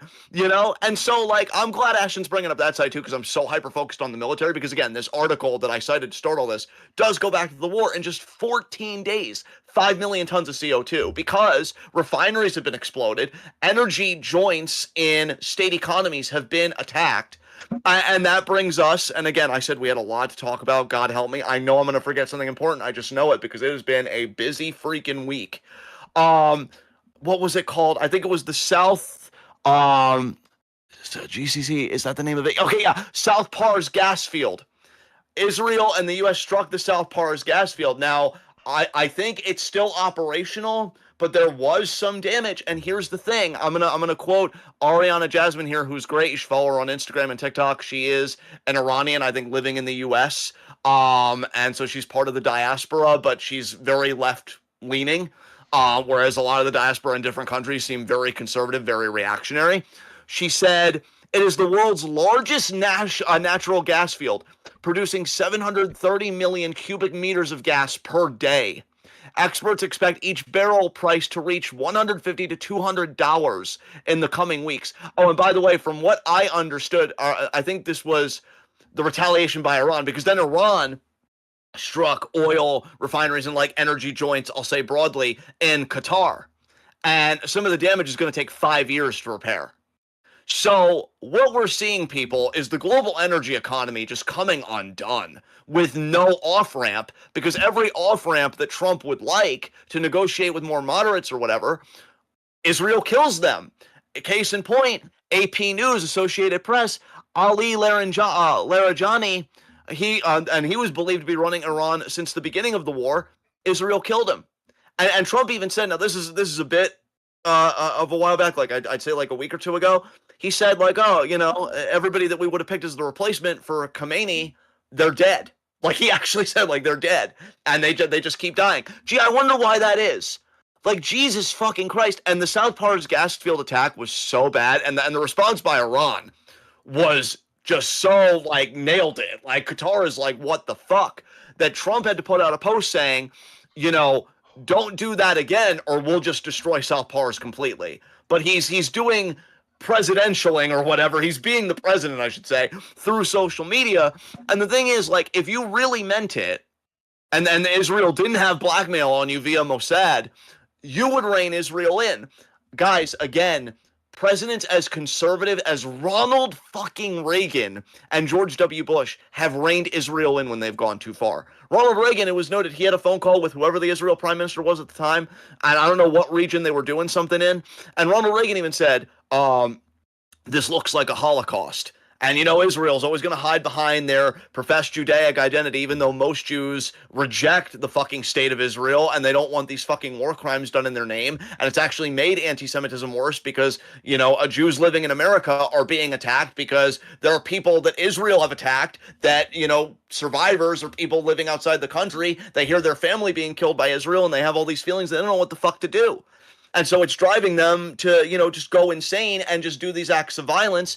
And all of this lays at the feet of fucking Israel. And the guy told Reagan, like, oh, you know, I would think I know what a Holocaust is, Mr. President. And then Reagan just replied, look, cut the shit. Okay? Like, I don't care what you think it is or it isn't. Stop it. Bush did the same thing. He saw things happening to Palestinians. He said, hey, you keep doing this, we're going to pull some of our business from you. And they stopped. The last two presidencies, because this is on Biden too, okay? You guys should know by now. I don't fuck with establishment Dems, and I really don't fuck with a lot of liberals, to be quite honest, but that's me. I'm the fucking communist that's just way, like, just done with everything. This is on Joe Biden too.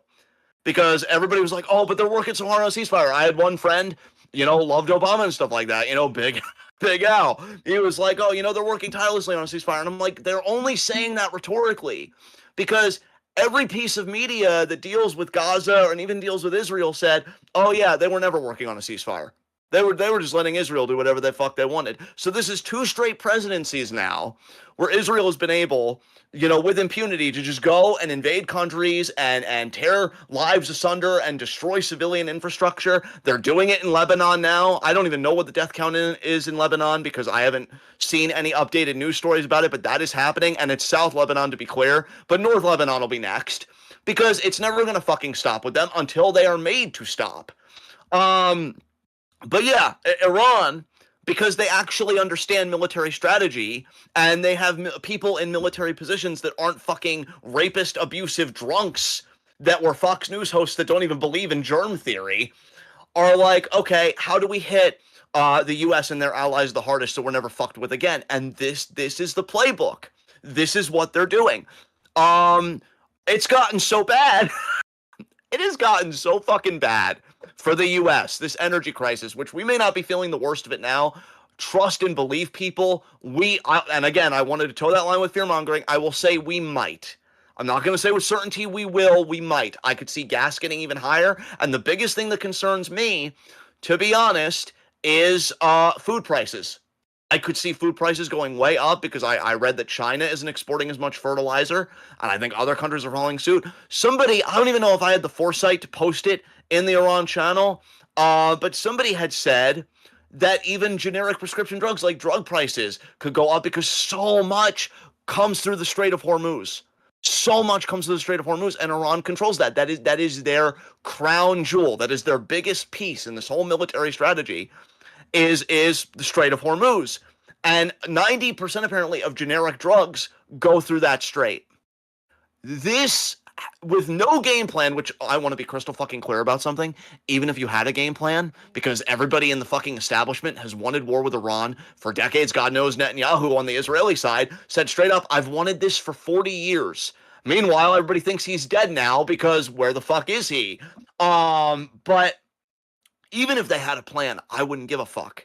Iranian lives are beautiful. Iranian lives are no lesser than any other fucking life on this planet. And copy paste that for every ethnicity, every whatever across the globe.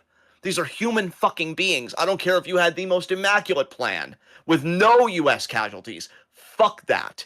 Okay? These are innocent fucking people that have just as much right to self-determination as everybody else. But you didn't even have a plan for this. It's gotten so bad that Joe Kent, who was like a counterterrorism director, he's like, nah, I served in a war. I've seen loss and this and that. And I just can't in good conscience support this when Americans are losing their lives. And he emphasized Americans, which is why I wanted to emphasize Iranians. Because I feel like nobody in mainstream, no like time points, whatever, except for, like Kyle Kalinske, Crystal Ball, like, the progressive wing, nobody is really mentioning how valuable Iranian lives are and what we're doing to their fucking culture and their civilian infrastructure, slaughtering their fucking children. But yeah, he left. He's like, this is way beyond me, man. No, this is horrible. Every former advisor to Trump and current advisors, they're like, this is terrible. There is no strategy here. And again, Israel keeps killing the moderates, keeps killing the off ramps that they would have to end this somewhat peacefully, but it has gotten so bad now on the energy side that not only does Russia have sanctions relief, which is going to allow them to make more money to do what? To Super Blue's point, because he said Ukraine isn't even being covered now. Russia is going to make so much more money now selling oil as kind of an intermediary. Where do you think that money is going to go? It's going to keep financing the Ukraine effort. And then here's the biggest thing, because Ashton, I know you are far better than me at protecting your mental health and not consuming too much media, so I don't know if you know this, but get ready for this fucking shit. Iran was offered sanctions relief. And the U.S. is like, we'll buy oil from you. So the same people, the same government that you're doing war against, you're like, we'll give you sanctions relief. And Iran apparently turned it down. They're like, we don't want it now. We've wanted sanctions relief for decades. I've told you guys the stories where the sanctions on Iran has been so bad for the economy and so crippling to the economy that there was at one point, probably still is, a black market for organ donation so that families could feed their children. When COVID was at its apex, a black market in Iran blew up for medical supplies because with sanctions, you can't get fucking medical supplies. That's why, if there's one thing I could change about this nation that's somewhat realistic, because God knows if I could do anything, we'd already be in communism.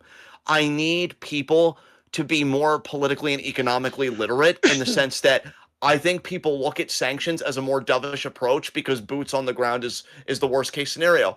And relative to boots on the ground, sure, maybe, but we need to understand sanctions. Again, I think it was Al Jazeera ran a piece for like, I don't know, 70 years. I need to pull up that article again because I want to cite it properly. But 38 million people have died because of sanctions, just across so many years, right? Across so many decades.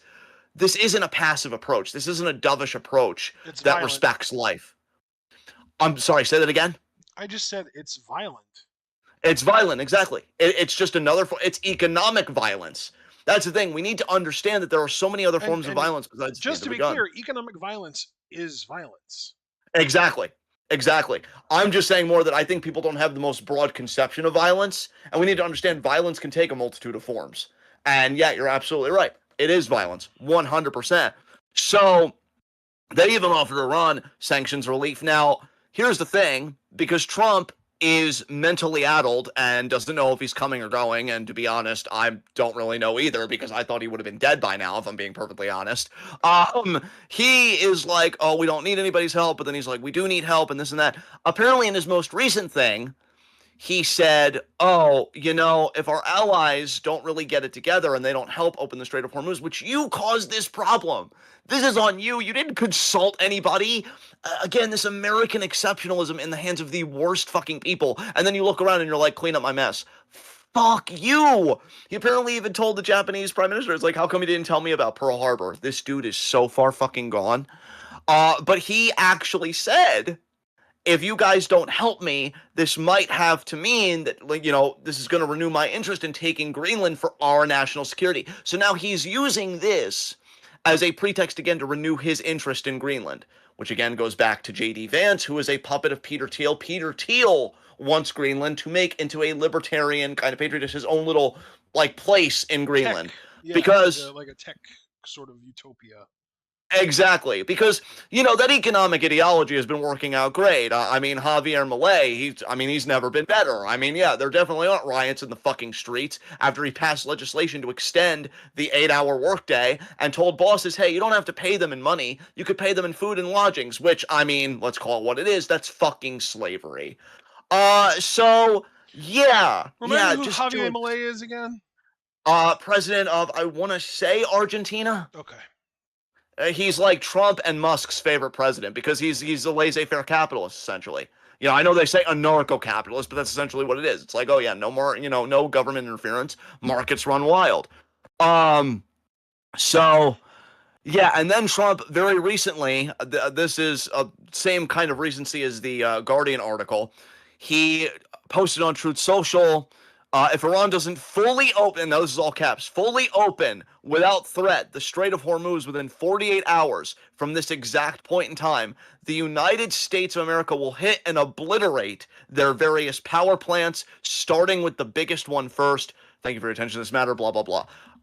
This again, it is very hard to talk to you guys about stuff like this and not veer into the fear mongering, but I'm terrified. I'm going to be honest with you. I'm terrified that a nuke is going to be used on Iran. And I'm not talking like nuke I know we think like Hiroshima or Nagasaki, but I know there are different types of nuclear weapons. But I think a type of nuclear weapon could be used on Iran by Israel probably, because Israel feels backed into a corner. Another one of their cities was hit tonight, Domina, it's called. We know Tel Aviv has suffered some hits. That Iron Dome is practically shit now. They're running out of interceptors. And the thing is, I have no clue what you just said. Wait, let's run it back because I want to make sure you understand. Was it that I cut out or just the words that I used? Oh no, you were perfectly crystal clear the whole time. What the hell are you talking about? The Iron Dome is their national defense system that's supposed to intercept missiles and shit. But it's starting to break down. and it's gotten a lot weaker. Like they're not going to be able to intercept missiles for much longer. By which I mean stopping them before they strike their intended target. So Tel Aviv, their capital, has, or like one of their major cities at the very least, has been taking hits. Now I'm not saying it's obliterated. I still think there's a lot of infrastructure there and everything, but it's taken hits. Now another city of theirs tonight, Domina, also got hit. Just before I continue, do you need clarification on anything else? I want to make sure that we're I'm all following you so far now, yeah. But you said something okay. about Okay. interceptors, and that's where you really lost me. No, no, and I'm glad you chimed in. Like, yeah, I'm not. I just want to make sure because this is important. Everybody has a right to this information. Everybody has a right to know. And yeah, interceptors are just again how you stop missiles from hitting their target. Well, the U.S. and Israel. Is it like a target, like a heat seeking gun that finds the I, missiles and shoots them I'm down out of the sky, or what? I'm gonna be honest, like I don't know the specifics of it in that way. I just know that I think it like detects a missile coming and then it just tries to stop it with some kind of counter thing, whether it's a missile themselves or whatever. It just tries to like stop it, maybe prematurely explode it, whatever, before it hits the target, right? And but here's the thing though, again, this is where, and this is why I said at the beginning, my solidarity is with the Iranian people. I understand that the Islamic Republic is their best source of defense, and only in that context am I with the Islamic Republic. So I just want to make that clear before I go on and glaze their military strategy because it's genuinely impressive. They are fighting a more cost-effective war because, yes, they have missiles, and we'll get more into that in a second because there's even more news about their missiles that I found very interesting. That I'm actually going to try and pull up an article for because I should have posted one in the Discord. I did not. My apologies for that, everyone. They've been using cheap fucking drones. So while the US and Israel, and especially the US, are hemorrhaging this money, we need missiles, we need interceptors, we need bombs, they're using cheap drones that you can mass produce and that do a lot of fucking damage. Not only are they fighting this war, I even said on Facebook, it's like the US has tactics. And their tactics, because they're a bunch of, knuckle dragging fucking oafs, is like, we drop bomb. They're still fighting. Drop bigger bomb. Caveman shit. Iran is like, we need to hurt the energy economy. Because here's the thing, and somebody pointed this out. I did post this, so I want to give proper credit to this person. No, I have to scroll up just a little bit. Somebody known as Ahmad Ibsais. God, I'm so bad at pronunciation. I'm sorry, but he posted somewhere. I'm thinking this is a Substack comment or something. He said, quote, block the Strait of Hormuz for a week and the world goes mad, but block the Rafah crossing for years, which that's the crossing in Gaza, preventing the entry of food and humanitarian aid into Gaza, and nobody bats an eye. It's not hard to see that this world values markets, profit, and capitalism over human lives. Now, we done knew all that, right? Like, this isn't new to any of us. But I'm so happy he said it that way because he's right. Because everybody is like, we need to end this, we need to wrap it up. Because the market, rather than human dignity and compassion, dictates everything. And yeah, the markets are kicking his fucking ass, which is why, and that being Trump, by the way, to be crystal clear, which is why he's panicking and he's making these all caps, grand threats, which I'm not saying they can't carry it out. It's the US. If they or Israel wanted to nuke Iran, Well, there's not the much very any of us could do about problem is that Trump will carry it out whether he has congressional approval or not. That shouldn't be it's very illegal and it shouldn't be able to happen. it. Exactly. Exactly. But it's And just the gonna thing, fucking happen anyway. and here's the thing.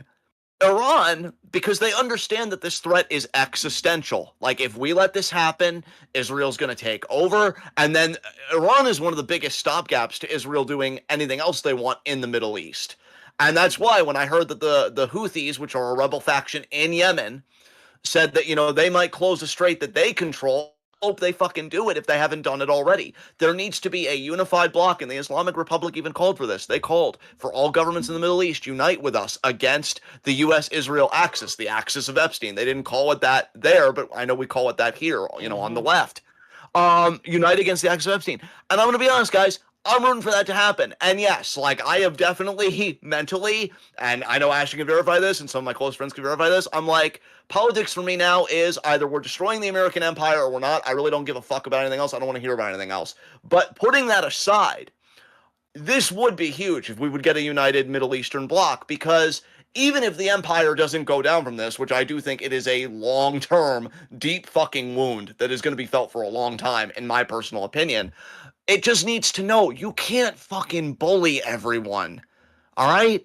Like, we have self-determination. We have our own governments. We have our own interests. And yeah, every government's got some kind of fucking shit going on. But the terrorism that this government exports, especially, is just in fucking sane to me. So we have a bit more to cover on this war because God, I didn't know so much could be packed into 1 week. But I want Flood to the just zone, get an baby. article about Flood this. the zone. You absolutely fucking know it. So here was something interesting. There is, oh god, what's a news source I would like? Okay, AP News. I'm cool enough with. They don't give me the ick like everybody else does. So Iran today, and this was also today, which is fucking crazy. Iran has launched missiles at Diego Garcia, an Indian Ocean island that is home to a strategic UK-US military base.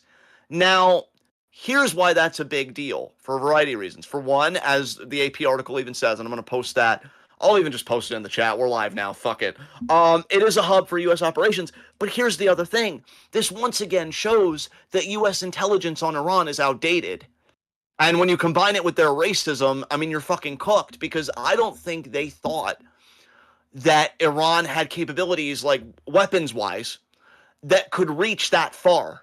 That's the big thing here is like, holy shit, they did this. Now, I don't think they struck anything. And I think it was reported that one of those missiles got intercepted or failed. But then again, like I said at the very beginning of this, we have no good faith institutions anymore. So that's what they say, but I'm not so inclined to just believe it readily. And maybe it is the truth. Again, I'm trying to walk a very fine line here, but we don't know, right? What we do know is that those missiles were launched and that the idea that they got within that range, that's Iran saying, hey, we could do more to you than you think. And I mean, my God, what a flex. And then the biggest thing, which I really should have led with, but how do you responsibly cover a war when you didn't start it? You're not a journalist for a living or anything else. More Marines are being deployed to Karg Island. Now, to remind you all, Karg Island is the region in Iran where 90% of their oil exports happen. They want to take the island. Now, I agree with Kyle Kowinski, aka Secular Talk, who is one of my primary sources on this whole thing because he does very comprehensive coverage. I believe him and I agree with him when he says that Iran would just as soon destroy that island themselves than have the US take it. Again, they understand this is existential for them. And what's crazy if you're Israel, and again, it reminded me, just to get a little bit of nerd and weeboo shit in there. It reminded me, now I don't know if Javaris is still in the chat, but I know he's a fan of these games. It reminded me of Mortal Kombat Deadly Alliance. Javaris, do you remember the cinematic, the cutscene at the very beginning of the game where Baraka is like going to confront Quan Chi on like a throne of skulls? And Quan Chi kind of tells Baraka, like, oh, Shinnok is dead, Raiden is dead, everyone is dead. And Baraka just says, how do you rule a realm with no one in it? And I was thinking about that line with Israel because you're doing all of this mass slaughter against South Lebanon. You've been doing Gaza, I mean, really Palestine for like over 50 years, but the Gaza genocide specifically, like this instantiation for over 2 years. You fucked with Syria in the past, everything else. Like, how do you rule a realm with no one in? Because you're killing everyone. And Iran is probably thinking, if this is the death of our state, which again is one of the oldest human civilizations in the fucking world, they're like, I'll take all of you with me. Like, I really, like, if this is what we're dealing with, fuck all of you.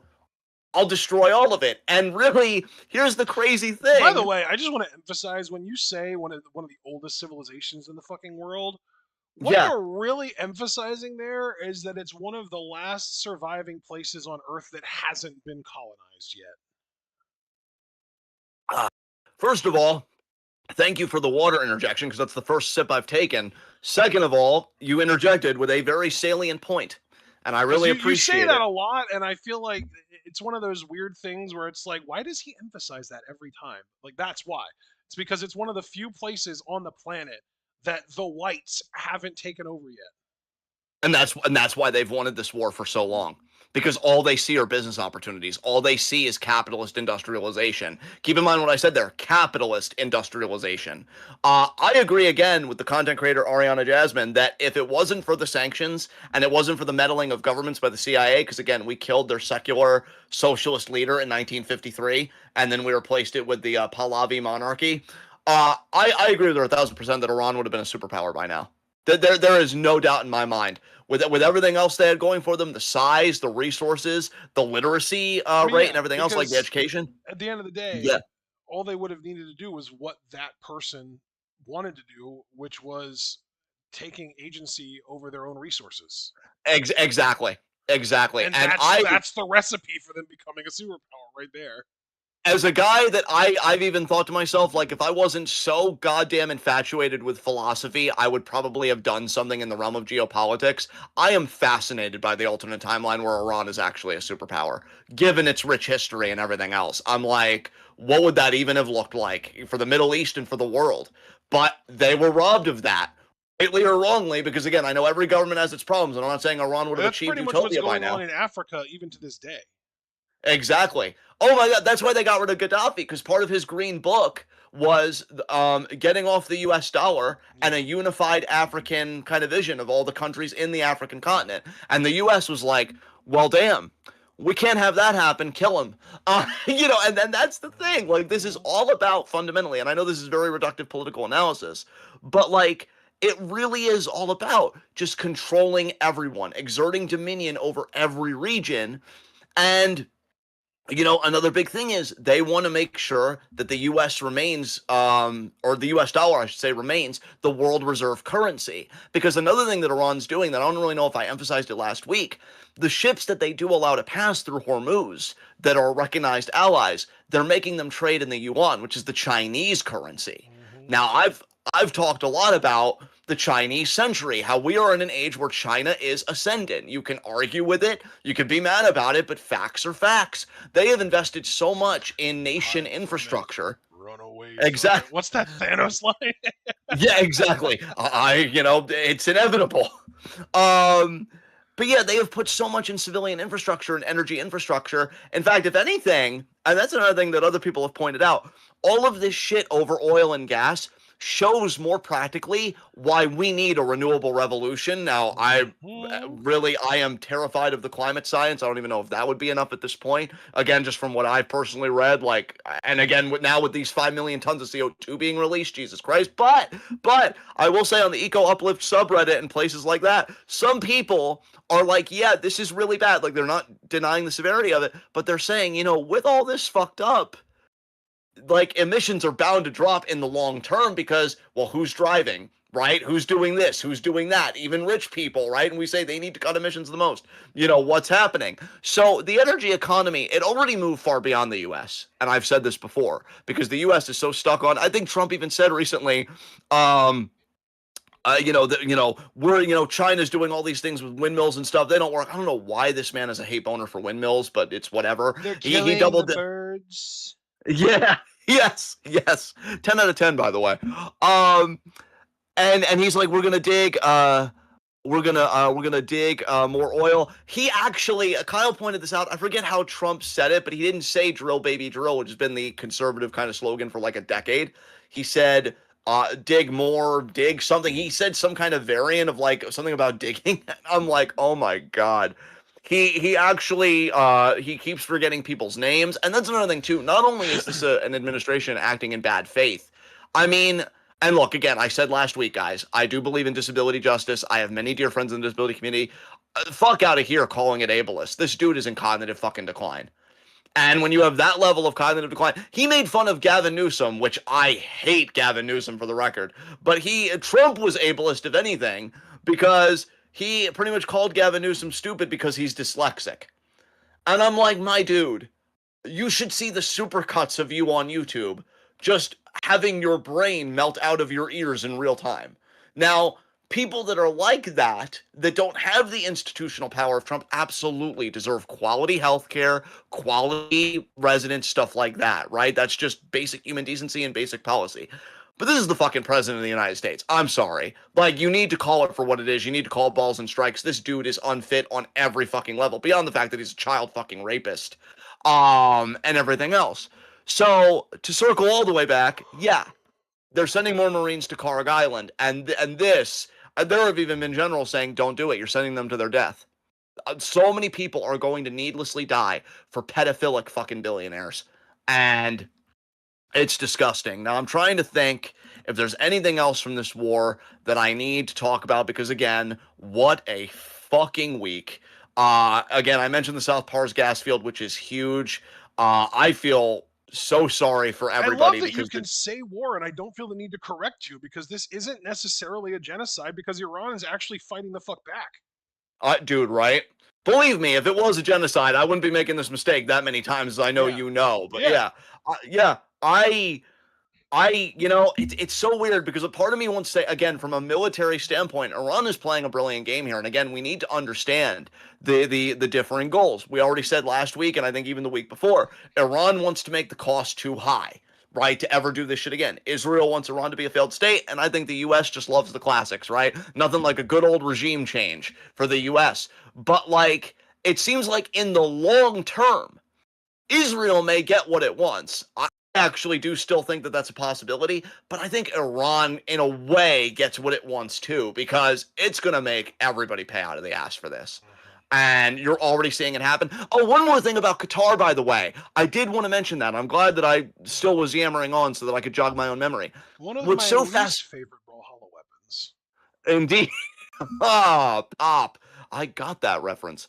Um, we have to remember they got their oil stuff struck, but they were the same country that gifted Trump that lavish plane. And now they're kind of looking and they're thinking, you're fucking worthless. Like, we just got attacked. Our energy infrastructure took a major blow here. And where the hell are you? You're still running cover for Israel. Like, what is this? And that is another effect long term. Damn, Qatar really got cucked. Dude, not only them, Saudi Arabia, so Mm-hmm. many Gulf countries that are allies with us, or maybe I should start saying Supposed formally allies with allies. us. Yeah. Yeah, supposed allies. They're like, what the fuck is this? And that's the thing. If domestically, so many of us already turned on Israel, and a lot of the international order, at least for Gaza, at least rhetorically, turned on Israel. Now there might actually be some materially like turning on Israel and being like, man, fuck this. Like you protected these people and my energy infrastructure again, because Qatar's damage is going to take 5 years to fix. So like Trump's going to be dead by then. He doesn't give a fuck. But like, yeah, it's really something. It is really something. Now you know who your real friends are, everybody else. And maybe when we all begged you across the world, hey, do something about Israel because they're slaughtering children, and you were like, I'm gonna pretty much pulling a Chuck Schumer and being like, I'm gonna give a very angry speech or send a very angry letter. You know what? Honestly, just again because of my mood, this is strictly a me thing. Get fucked. All of you get fucked. Citizens, obviously, I want them to be safe, but governments, get fucked. All of you, because you were begged to intervene. You were begged to do something materially about Israel, and you didn't because you what? You listen to the markets, right? Well, what are the markets telling you now? You look like fucking fools. Congratulations. Big congratulations to you. You earned it. You really bent over backwards for I it. bet the So let's billionaires get are now. loving this. Oh, absolutely. Uh, so let us get to more domestic news, shall we? Because again, what a week. Uh, so where do I even start? Well, I already talked about Trump talking about, Pearl Harbor, with the Japanese PM, which like, wow, what the fuck? Um, oh, this was a big one. Okay, I'm gonna start with this because this just made my jaw drop. So this is from the Independent. Now, this is from a study. This is how crazy this is. This was from a study from the Cato Institute, which is a right leaning think tank. Okay? Remember that when I say this. Trump team accused of largest fraud in immigration history by taking $1 billion in fees from migrants. This is how fucking insidious this system is, as if it wasn't bad enough already that he's got a personal Gestapo ripping people from their homes and children and everything else. All the stuff that I know you guys know about, because again, much like the Gaza genocide, it's been fucking live streamed to us practically. They're also making it, you guessed it, another fucking grift. Because what happens is they have migrants pay, processing fees or application fees or, whatever the fees are for the process. They pocket the fucking money and then ICE gets them anyway. It is like I am telling you guys, I know again, I can be a very emotional guy, I can be a very apoplectic guy, but I have wanted French Revolution 2, Guillotine Boogaloo for so fucking long now, and every headline I read, I'm like, how are these people feeling so safe? And of course the answer is obvious. They have institutional power, they have wealth, they have all the things that insulate you from material consequences. Because I guarantee you, if some Joe Schmo was running a scheme like that, oh, I promise people, I promise migrants a quicker way to citizenship, and then I pocket their money, they'd be in prison for life. It was just a regular dude trying to pull this off, like impersonating some kind of government official. But because these are the government officials, nothing's gonna fucking happen to these people. And yeah, that was insane. $1 billion, $1 billion taken from these people. That, by the way, tying it back to the international stuff for just a second, we're not even ready for the refugee crisis that's about to happen in European countries and potentially here. Because not only are we doing the stuff of Iran, let's remember, Cuba still has a fuel blockade. Now, I know that there's been some efforts to get stuff to Cuba, and I think some of it has been moderately successful. But then, one thing I actually forgot to mention, I can't believe I blacked out on this. So while we're fucking with Cuba, while we somewhat destabilized Venezuela by coming in and abducting their president, while we're doing this shit in Iran, and while we're still funding Gaza, apparently there was I don't want to say a warrant exactly, but there's some legal work being drawn up on Gustavo Petro, who is the left-leaning Colombian president. So Colombia now. Colombian, like it just does not stop. And the more you destabilize these regions, I mean, so much of the world could become uninhabitable. And then though, it's going to feed the far right rhetoric. Oh, look at these migrants. You know what? Well, where do you expect them to fucking go? And of course, their answer would be, well, I want them to go to the camp so that they fucking die. But people that have a functioning or so conscience that look they at can this. serve as free labor. Exactly. It's like the refugee crisis that this mass war and imperialism is going to create is, I like, dare I say, unprecedented. Like, Jesus fucking Christ. So yeah, just to go back to domestic, because I don't want to get too mired in international again. That was that segment. Yeah, 1 billion in fraud. Let me think about what else here. A jury did find Elon Musk liable for misleading investors, but I think they made a distinction that he didn't really willfully scheme people, which I found to be utter fucking horseshit, but okay. So he'll probably, as Rotten Butter said, I can't wait for him to suffer zero consequences from this. The Guardian, I should say, also ran a story about a top U.S. FEMA official claiming to have teleported to Waffle House once. And he said, quote, teleporting is no fun. I love it. Love it. What a great government we have. Miss Rachel, who continues to be the best of us, they are now censoring video calls and like blocking out video calls in detention centers because she was doing that for some of the kids held in detention. Because again, she's just an incredible human being. And she posted on her Instagram, because I think that this is a detention center that was doing the blocking. She said, Dilley Immigration Detention Center is owned by Core Civic. Core Civic is for profit and made over $100 million last year.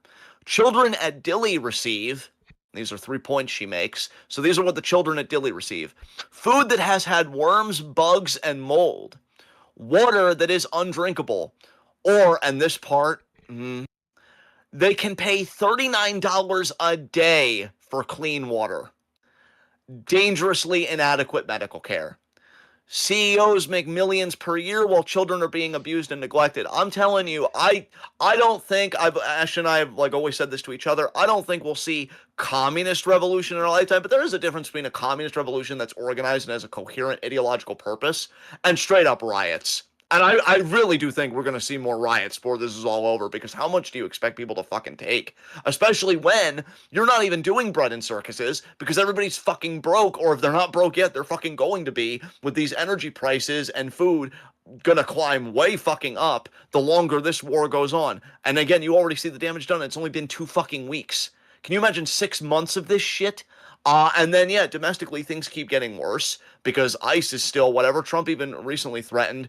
Oh, I don't know if this was about Strait of Hormuz or what this was about, but he said, oh, if whoever doesn't comply, or no, I think it was if the Democrats don't fund the TSA, I'll send ICE to airports. It's like, I'm sure they're stoked about that idea. yeah, it's fuck me. Um, yeah, I don't know. Can you imagine one of those poor Nazis having to work TSA? Dude, right? Yeah, those poor things. Oh my God. Speaking of I didn't Nazis, sign up for this. What the hell? yeah, I wanted to take out immigrants, and all that fucking shit. Robert Mueller, who investigated Russia, Trump, that whole probe, he died. Trump celebrated it on Truth Social. So remember that. Remember that when you got raked over coals for doing memes rightfully about a piece of shit racist like Charlie Kirk when he got fucking capped. But our president can do it, and that's okay because again, institutional power supersedes everything else. Um, I did want to shout this out for our, and I'm making it sound like it's a good thing. It's not a good thing, but I did want to make mention of this for our saga comrades and listeners of the show. That To again be being clear, sexuality and gender yeah, acceptance. thank you. Yes. Sexuality and Um, gender acceptance. so this is from a independent publication called The Dissident and anti-trans legislation and the architecture of a coordinated campaign of elimination, a data-driven analysis, blah blah blah. So here is what we've got. 1,059 anti-LGBTQ bills filed in 2025. 851 of new bills targeting gender identity in 2025. 710 bills tracked in 2026 and this is ongoing, and 111 anti-LGBTQ laws enacted in 2025. Now we're going by I'm seeing here so far in 2026, 4 bills have been enacted and 710 have been introduced, and the bulk of them, not to go through every single stat, I'm going to list the top 4 here. Bills. The number one category of bills would be healthcare bans. That has been the predominant legislation introduced as healthcare bans. Number 2 is sports bans. 3 is bathroom bans, and then 4 is end legal recognition, which I think could have very stark and terrifying ramifications, both for voting and potentially even for ICE violence. So yeah, it is a very unsafe time, as if there ever was a truly safe time, to be part of the LGBTQ slash sexuality and gender acceptance community. This is really, really fucking bad, obviously. So that's also happening. Um, as Bessie just pointed out in chat, girls are ending up pregnant in ICE holding cells. And I've even heard that a lot of them go to Texas. They get transferred to Texas because there are very harsh abortion bans there. So really, again, when I say all this stuff out loud, I really can't blame myself for the political attitude and posture I've taken lately, because what the actual fuck? Everything is just so fucking awful. Let me see if I've missed anything. I know there were depositions of former Doge officials that apparently have been scrubbed from YouTube, allegedly. I'd have to verify that for myself, but that was what the one content creator that I got this from. He did an interview with Allegedly, Crystal Ball. allegedly. Yeah, exactly. Exactly. So there was that. And one of the depositions that I saw was a guy asking somebody, a lot of people's livelihoods were hurt and everything else, things they were saving up for, whatever, a lot of programs were cut that help people. Do you have any regrets about that? And at first he says no, because I believed it was more important to reduce the deficit from 2 trillion down to 0. And the guy pointed out, well, you didn't do that. Like that didn't happen. So knowing that you failed and that all these people got hurt anyway, do you have any regrets? And the guy just said no. We are in an era, and I'm painting with a very broad brush here, obviously. But we're in an era where people in positions of, I'll just even say again broadly, influence, whether it's culture and especially government and politics, a lot of sociopathic people in positions of influence. Not everybody, That's not how it got everybody, there. but enough. And yes, as you usually point out, you usually have to be a fucking sociopath if you want to get any meaningful power in the fucking first place. And yeah, the thing is, though, the sociopaths of the past, I felt like at least knew how to wear a mask. And I just feel like it is so mask off now because who's going to stop them, right? No need to wear the mask anymore. I can take it off and I can breathe in all of my amazing, just malevolent air and just hate everyone. God, it feels so good to be evil.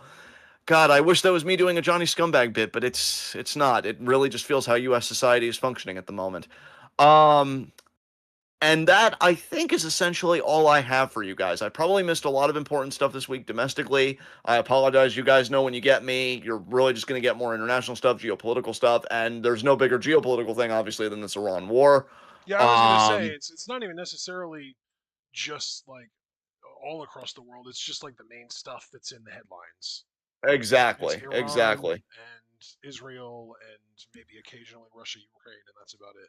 Yeah, yeah. God, Russia, Ukraine. I mean, I don't even know what's going on there, but I guarantee you again, nothing good because Russia did get that sanctions relief, and that is going to really feed their military machine. Well, So plus yeah, Trump isn't clever enough to ship used weapons from the U.S. over to the Ukraine like yeah. Biden was. That's something that Biden was doing that was actually really good. Yeah, yeah. No, dude, if anything, because this war is just consuming so much so fast and everybody's calculations were fundamentally wrong, because, and I can't believe I'm defending math here, at least broadly, racism doesn't do good fucking math. They're taking weapons and stuff that we lent to other countries. I already talked about last week. South Korea is left without a missile interceptor system, and now North Korea has started to flex, being like, "Hey, anytime we want, we can just take you for ourselves." It's crazy. This is the craziest timeline, craziest fucking timeline. And also, speaking of China, by the way, or actually no, that was North Korea I mentioned. But going back to China for a second, um, they have even said to Taiwan, listen, all this economic pain from the energy in Iran, if you unify with us, that could really alleviate that pain. So you see what's happening here. Everybody sees what's happening here. I'm telling you guys, it Taiwan is is an wild on issue the that world I'm stage very right now. confused by because Taiwan seems a hell of a lot like an issue that is like what Israel is in the Middle East is like what Taiwan is in the East for us, Yeah. where Other like people have said that too. it's Yeah. not really it's like the way that people get all up in arms or used to like 5 years ago used to get up in arms when you said that Israel doesn't have a right to exist is the way people get up in arms even to this day when you say that about Taiwan. When Yeah. the idea of like China taking back Taiwan comes up and people are willing to like put fucking boots on the ground and I'm like, what the fuck are you talking about? Taiwan is literally just like a United States-ified China. What the fuck are you doing? Yeah. Yeah. May not be that way for much longer, though. I'm telling you, things are changing, and they're changing rapidly. I don't know why, but I'm always so fixated on the numbers It's five also and ten when I always give any just a estimate. battle of propaganda because whose propaganda do you believe, the U.S. or China's? Exactly. Exactly. And that is the biggest problem I think so many Americans are facing on both a macro scale when it comes to like geopolitical stuff and international relations, but also microcosmically when it comes to just things domestically in the country is just it's a crisis of knowledge and testimony and like what do we believe and how do we believe? Like a lot of it again just goes back to cognitive and stuff like that because you're in an age of AI, you're in an age of propaganda, you're in an age of all this shit. And it's like, God, our ability to even know what like reality is or who to believe, it's everything is just utterly fucked. And so, yeah, I'm never gonna Wars are unless it, going to be fought over AI. yeah, 100%, 100%. Yeah, I mean, dude, and again, I was gearing up to say a moment ago, I've always had this weird when talking to people and making predictions. You know it because I do it with you all the time. I'm like, oh yeah, 5 years or 10 years. I'm always fixated on those numbers. Obviously, you can never put an exact number to these things, but I used to think, oh yeah, 10 years, the geopolitical landscape is going to be radically different. At the rate we're going, I even could see it in under five. I mean, shit is happening at such a rate that I'm like, what is happening? And I still just feel like the capitalists are the big winners here. But I don't know. I mean, every day is a new day, and that is kind of where I keep Father's some hope of Day. optimism.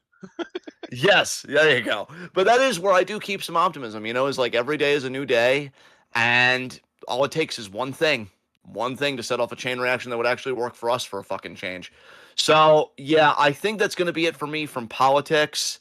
I love you guys, and I appreciate your patience with me and just your supporting me through this because I'm starting I to try think and do that the this best I is can. almost like a therapy session for you every week where you just get to vent about all the shit that's on your mind that week.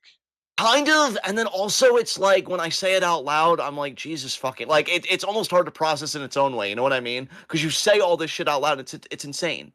It's just insane. I'm like, this is not a rational country. This is not a rational country Never has because been, bud. This well, here's the country thing. was founded by people who thought that they weren't free to be Christian enough in England. And that is a very fair and salient point. I do not reject it. I do not contend it. But I would argue that it's entered such a period of irrationality that at least there used to be rationality for some sect. I don't even know. Like, obviously, billionaires are so fucking rich, they're always going to find a way to profit regardless. But again, when you look at the markets and everything else, there are going to be even some wealthy people that used to benefit from some form of rationality in their favor that are like, what the fuck? Like, you didn't really think that they were gonna closing the Strait of Hormuz was gonna be the first thing that Iran was gonna do, and you didn't think that through. You didn't have a plan. You literally have Hegseth going on. Well, anybody can pass through it. Iran just needs to not shoot at it. You are worthless, sir. What I if like. I know. this was Yeah. Trump's goal the entire time? What if, as soon as the tariffs got ruled illegal, this was his backup plan to fuck over the global economy? And maybe, and here's the thing, you may be onto something there, because as Kyle pointed out in one of his videos, Trump will put out differing messages on Truth Social, like, oh, the war's wrapped up, or oh, it may continue, or oh, this is good. Like, just contradictory messages. Why? Market manipulation. Because the market is very reactive to what he says. Because of course they are, because he's the president of the fucking United States. So Who's the I leader actually of the free world? Exactly. I hate this place so much. Oh my god. But you're absolutely right. Like, no, I think you nailed it. I think this is another form of market manipulation. Look, guys, we need to understand, and again, I would agree with Ashton that it has been this way for a long time. It's just, again, there was a better veneer, there was a lot of false optimism and stuff like that.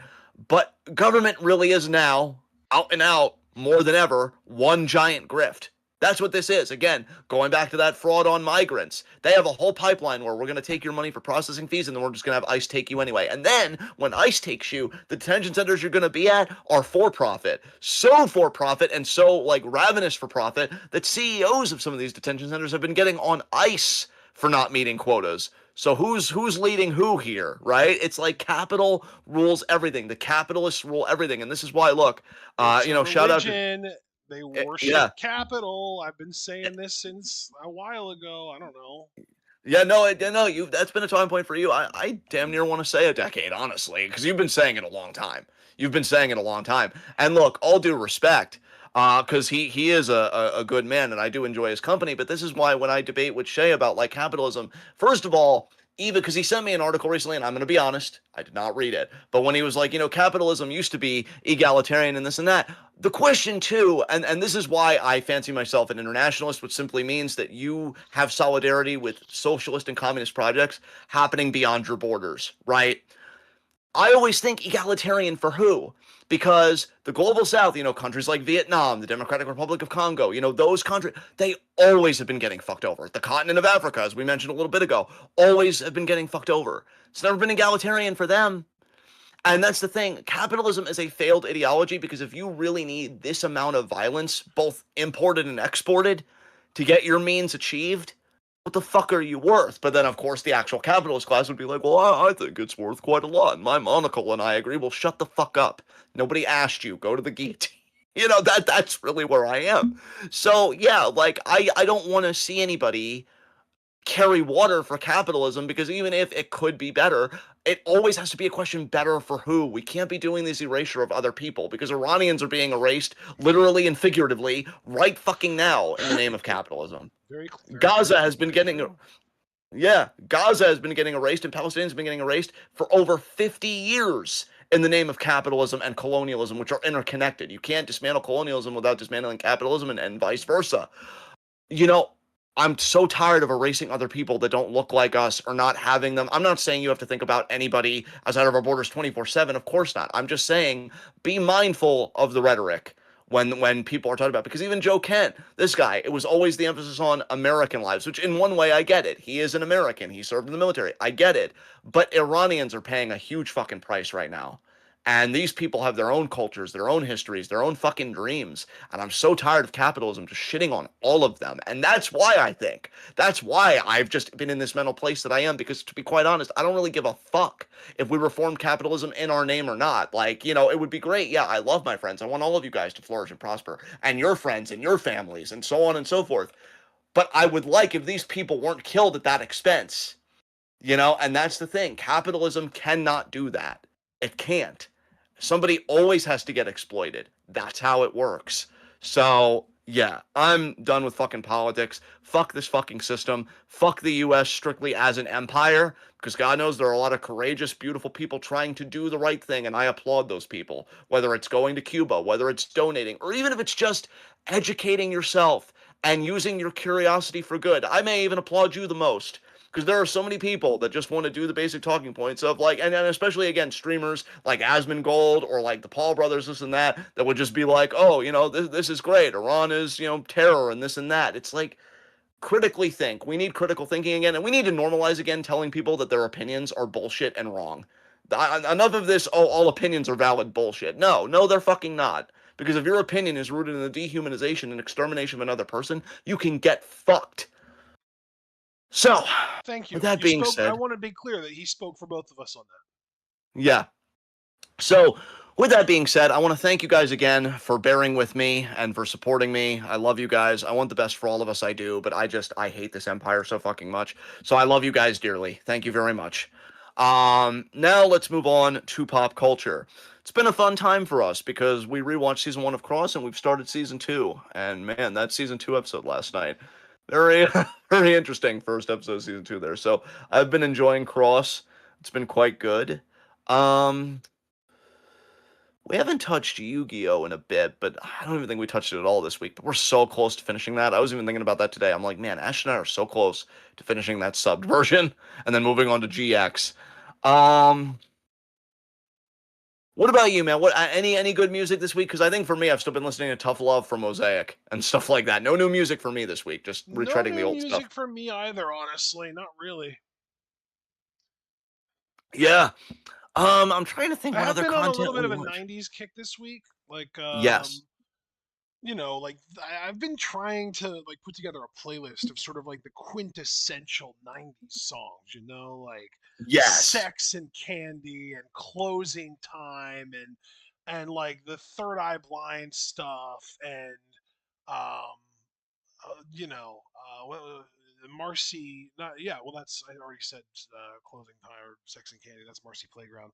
But yeah, like the quintessential like '90s, like not necessarily grunge, but like the song that like as soon as it starts on the radio, you think '90s immediately.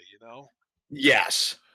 Because when you hear that hang around downtown by myself and I've had so like that, you immediately think '90s right away. There's no doubt about it or Yes. like fucking bare naked ladies, like that kind of shit. You know what I mean? Yeah, yeah, yeah. You Hmm. hear that chicken to China, the Chinese chicken? It's like, oh yeah, Yes. that's '90s as fuck. That's the Yes. kind of music that I've been trying to put together in a playlist lately. Dude, that's dope. I love that for you. Macy Um, Gray, I try. I love that song. That's '90s as hell to me too. dude, I love that you Aaliyah, mentioned. Destiny's Child, that kind of stuff. Yes, yes, But yes. not like Absolutely. newer Destiny's Child, like not like Independent Woman or Bootylicious, but like Bills, and Survivor era Destiny's Child. Yes. Mm-hmm. Mm-hmm. Bills might actually be my favorite Destiny's Child song ever, by the way. I fucking love that song. Yes. Yeah. Yeah. Um, Yeah, just great stuff. I really hope you succeed in putting that playlist together. I should just come clean. I had a pause there because my friend Jace, who I've kind of cited before, just in kind of breaking international news, just go back very, very quickly. Iran has said, because remember, Trump said on Truth Social it would strike power plants if Iran didn't open up the Strait of Hormuz in 48 hours. Iran has now said it will strike desalination plants if the U.S. strikes its power plants. So again, it's tit for tat. Oh my And there you god. go. So sorry about that. I know I said You we want were to done, come but that after was our yeah. infrastructure? Well, we're gonna come after your infrastructure. Fuck Yeah, you. exactly. Yeah. Yeah. That's awesome. That's so This is the funny. stupidest, most worthless game of chicken I've ever seen in my fucking life, and it's all the US and Israel's fault. So anyway, It's not even really a game really of chicken. It's just like it's literally just like a bully holding a fucking victim's head over a toilet bowl, threatening to give him a swirly, and the victim being like, "Hey, don't do that. If you do that, I'm gonna tell your mom." exactly. The way you said that. Man, when you put on those voices sometimes it really pops me. Jesus Nice. fucking I like Christ. it when they pop everyone. Yeah, well you succeed. You have a very, very high success rate. Um Yeah, well, you know what, dude? I know we don't normally do this in pop culture, but I want to take a little bit of liberties with this segment just because it really didn't feel, well, I guess it was political in a way, but I looked at it more as like a pop culture thing just with what it turned into. The fucking Afro Man trial. Oh, Dude, dude. Did you watch Moist Critical's video on it, or Oh like what hell has been no! your? I have avoided that shit. I've avoided all of it. All I know is that some police officers did some fucked up shit where I think that they vandalized Afro Man's house or something, and he had video of it, and he turned it into a music video and made their asses famous. Can I please just tell you Yes, one story from what I please heard? do. Yes. Thank you. Thank you. So, okay, so they do this because so just real quick recap. I'm gonna try and like Barry Allen this shit, aka the Flash. So they I illegally don't know if break you into can go Afro. that fast, Barry. Oh my god, I hated that fucking show. Um, they break into his house without a warrant, and they steal some of his money, $400 of which hasn't been returned as of yet. Maybe it has now after this trial, but I don't know. One of the cops took a piece of lemon pound cake, which he paid for because apparently now his police station they get lemon pound cake sent to them from all sorts of people now, and they just really fucked with his property. So he made the songs as you pointed out asking people, will you help me with my door? As Afro Man said in interviews, my songs come from my lived experience. And the cops having the audacity after they already made him the victim, and again, remember, we are a white supremacist, fucking racist country, sued him for defamation. They're like, oh, he's ruining our lives. You. Wow. Okay. So then we go to this trial. Now, I could tell a lot of stories about this trial, but I just want to tell you my favorite one. So there was this cop. I don't know the guy's name. I don't give a fuck. He's fucking trash. That Afro Man made a song saying pretty much, I fucked your wife. And the attorney is asking the guy, so this has been very hard on you. And then the guy's like, yeah, it's been very hard on our family. And, you deny that Afro Man had relations with your wife, right? And the guy actually says, I don't know. And the attorney's like, wait, you don't know? You don't know if Afro Man had sex with your wife? Well, and he's like, well, you have to ask her. And I'm like, oh my god, did Afro Man ruin this marriage? Because the way he said you have to ask her, like there was anger in his voice, right? And Holy he's like, shit, Afro Man. and the guy's like, I've known her since high school, but once it's out there, it's out there. And I'm like, my dude, you have totally lost the fucking plot. Are you fucking serious? So you're saying that Afro Man didn't have sex with your wife? I don't know. Case closed. If you're saying defamation, you're saying he made false accusations or imputed something to you falsely, your character, and you're saying you don't know. Jesus So Christ. where's the And then false one part? exactly. And then one other story very quickly. God, They sat a sometimes I woman think up, people don't know what words fucking mean anymore. Jesus Christ. dude. Well, I mean, we have a high illiteracy rate, and that's why. So yeah. Then they get a woman just real quick, because I mean that was my favorite story, and I had to lead with that because Oh, oh is this my the AI god. video? Uh Wait, can you provide context? 'Cause I don't know what you're referring Okay, to here, just so so that I can answer. I saw apparently Afro Man or someone on Afro Man's team made an AI video of a girl, a lady cop, doing like dancing to one of his songs or something. No, no, dude, this is in my mind, this is so much better than that Nice. because this is also footage from the trial. There was a woman, I think her name was Lisa, and Afro Man had like a derogatory nickname for her that she likes, well, I've already said so many words on the show, licking pussy and stuff like that, licking pussy Lisa and stuff like that. They sit her on the stand and they play the whole Afro Man song about her while she's sitting on the stand crying. And Yeah, Afro that's Man the is just one. sitting there. That's the fuck. The music video to that is an AI video of her. Oh my god, that's insane. That's insane. I didn't know that. See, I didn't know that part. So you actually gave me a missing piece. But dude, the cameraman for this trial needs a fucking raise because as she's crying, the camera slowly pans to Afro Man and he is burning all through her, bro. Not showing a single emotion on his face. Yeah, I know. I know I'm taking liberties with the pop culture segment because it's usually about stuff we've consumed or watched, but I mean technically I watched Moist Critical's video on it and he played all the great clips. Dude, this is the best PR I think an artist has ever gotten for anything ever. Yeah, Like because again, they played all the songs, they dude. included Let's the be real. links. Afro Yeah, Man has not been relevant in the music industry in 2 decades. exactly. He's having a whole on fucking renaissance right Yeah, now after exactly. this shit. Yeah. To the point where I even told my sister, I'm like, hey, 420s next month. We should like play Afro Man stuff and have lemon pound cake for dessert. Yeah, incredible, incredible. And now, and I want to actually quote Afro Man because he said something that I thought was very beautiful. like in the aftermath of the trial, because I think he's just been doing the rounds, podcasts and everything. He said, I couldn't believe my own power. Like, y'all are the ones with AR-15s, and I'm the one making you cry with my words. And he said, I forgot how powerful I am. Mm-hmm. And I thought that was really beautiful because, like, again, so many of us are so limited in our capacity to do anything. And I get that Afro Man is quite removed from us. He is wealthier, he is, a pop culture figure, He's a stuff hell of a like lot that. closer to us than he is Elon. And that's very true. And this was a guy that had forgotten his own power and what words can do and what a voice and a platform, especially, can Mm-hmm. fucking do. And now he has gotten people so behind him. I hope he dovetails that into something really good because we know why he was targeted and they had a bullshit fucking warrant. Because the warrant, and see, I didn't even know this at the time. Well, actually, no, I should say I don't even think they had a warrant to seize the place, but like the charges they came up with, they tried to put kidnapping charges on him and drug charges, like a mass quantity of drugs. But the kidnapping I didn't know about until recently, and I'm like, holy shit! So Yeah. they tried to put all this on this dude, and he won. That's the craziest part of the story. Like he won the case. It was a pretty open and shut case. As soon as the guy was like, "Well, I don't know if he fucked my wife," but yeah, the judge is like, it's First Amendment. Cry about it. Which I mean, one cop literally did, but you get the idea. I mean, the So funniest thing about it though is like if he did fuck her wife, then it's not defamation because it's true. dude, But if he that's didn't fuck her wife, or his wife, it's still not defamation because it's literally fucking creative liberty. What are you talking about? yeah. Who are the Or real are snowflakes? we just doing away with creative liberty now too? Are we not allowed to rap or sing about things that didn't really happen without getting sued for defamation anymore? Is this the Trump world we're living in right? Dude, if it is, then I worry about the AI produced music because you're telling Yeah. me that it's never gonna happen that an AI will produce a crazy off the wall fucking song. Yeah, okay. Okay. Um, so I'm yeah, sure that it was a has big thing. already. Yeah, exactly.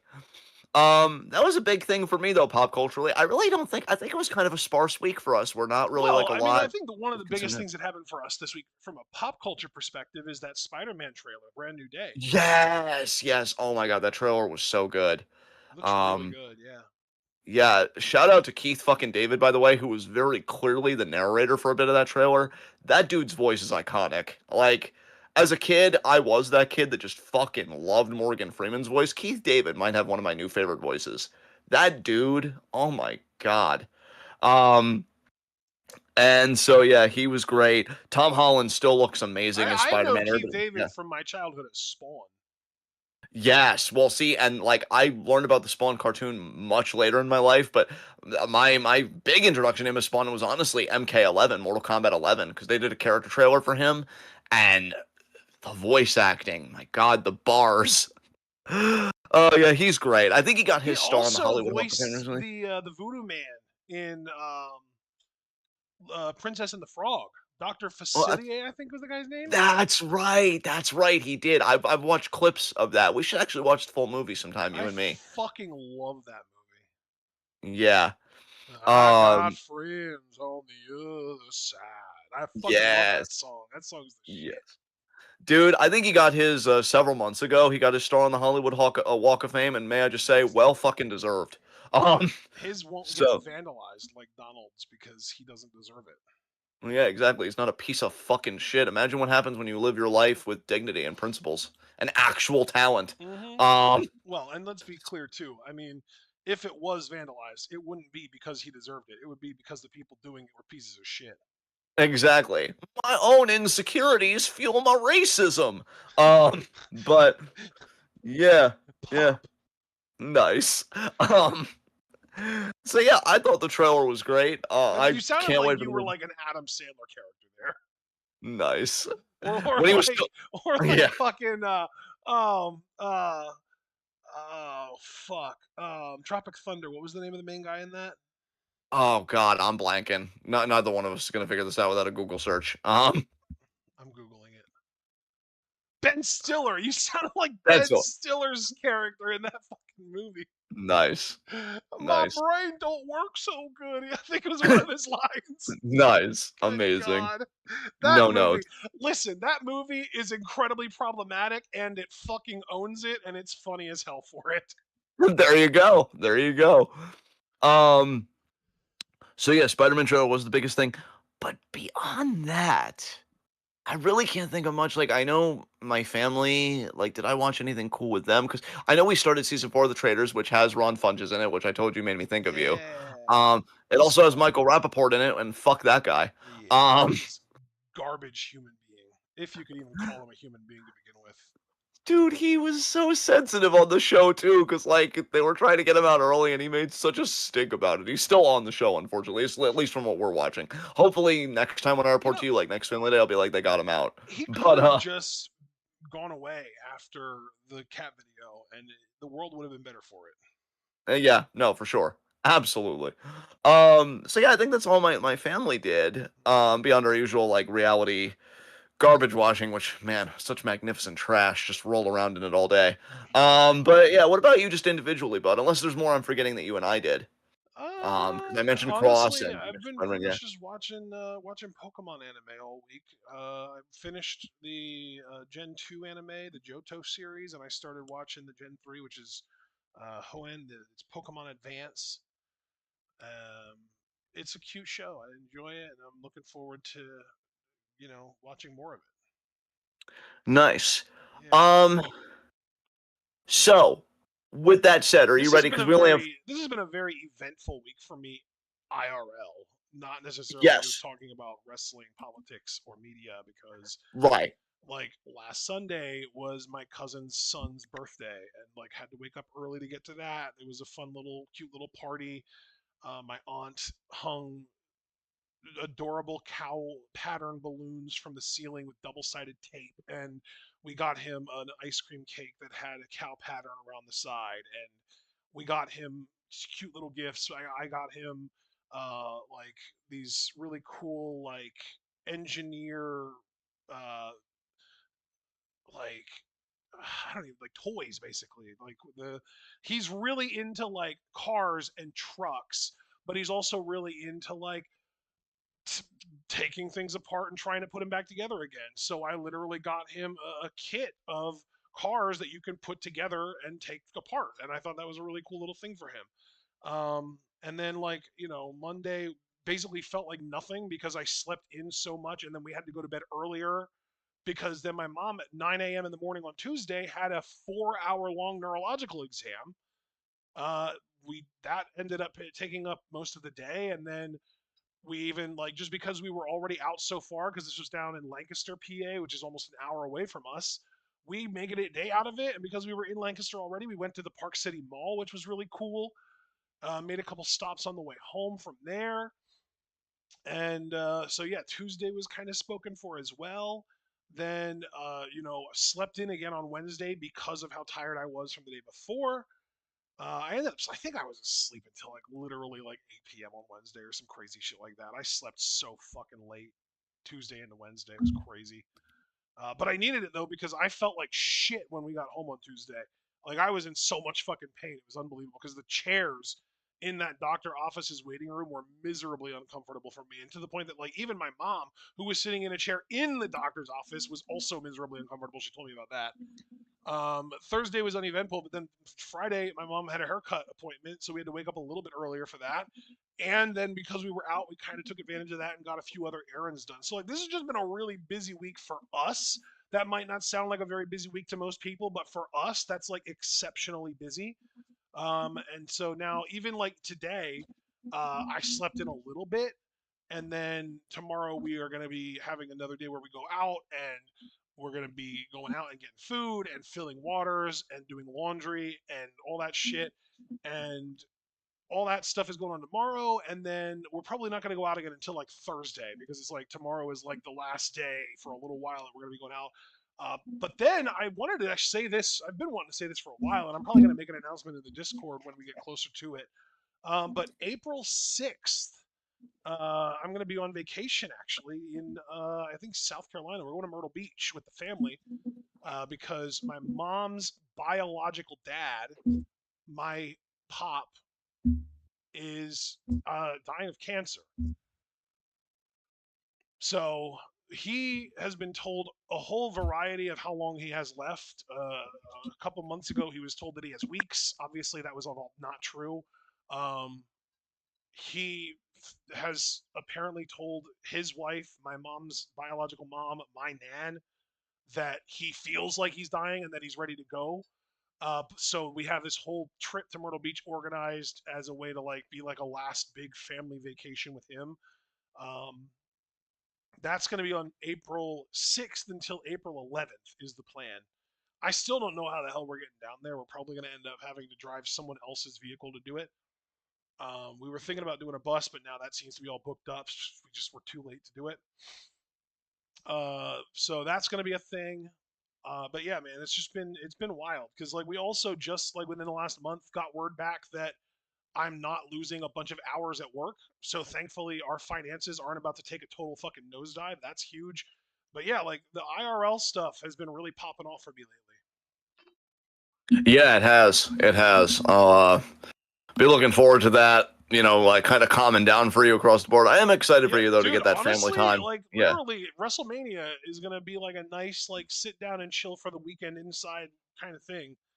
Uh, Even though I don't necessarily intend on watching most of WrestleMania, you bet your ass I'm going to be watching Brock Oba, and I'll probably find other stuff on those shows that I'm going to want to watch, and really just to kind of have a weekend where I'm chilling and in and not feeling any obligation to anyone else is going to be nice.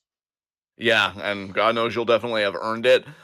For me, I've just really been in my scholarly bag. If I'm not on with you and I'm not like doing household chores, I am reading my fucking ass off. Your boy's been doing a lot of training And I've been playing to read Pokemon the biggest games. one. I've been hyper fixating on Pokemon. I already told you about how I was on the Pokemon anime.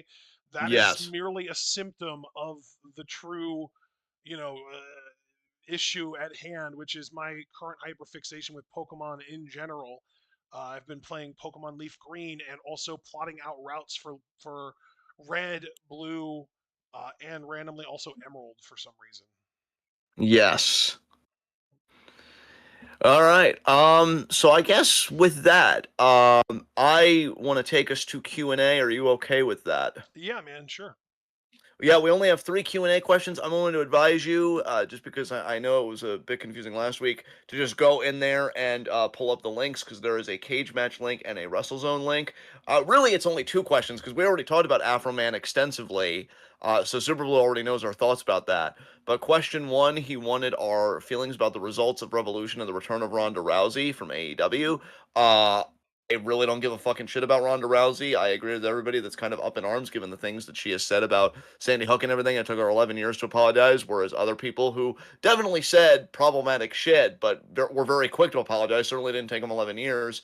It's like, well, no, you're no longer allowed here.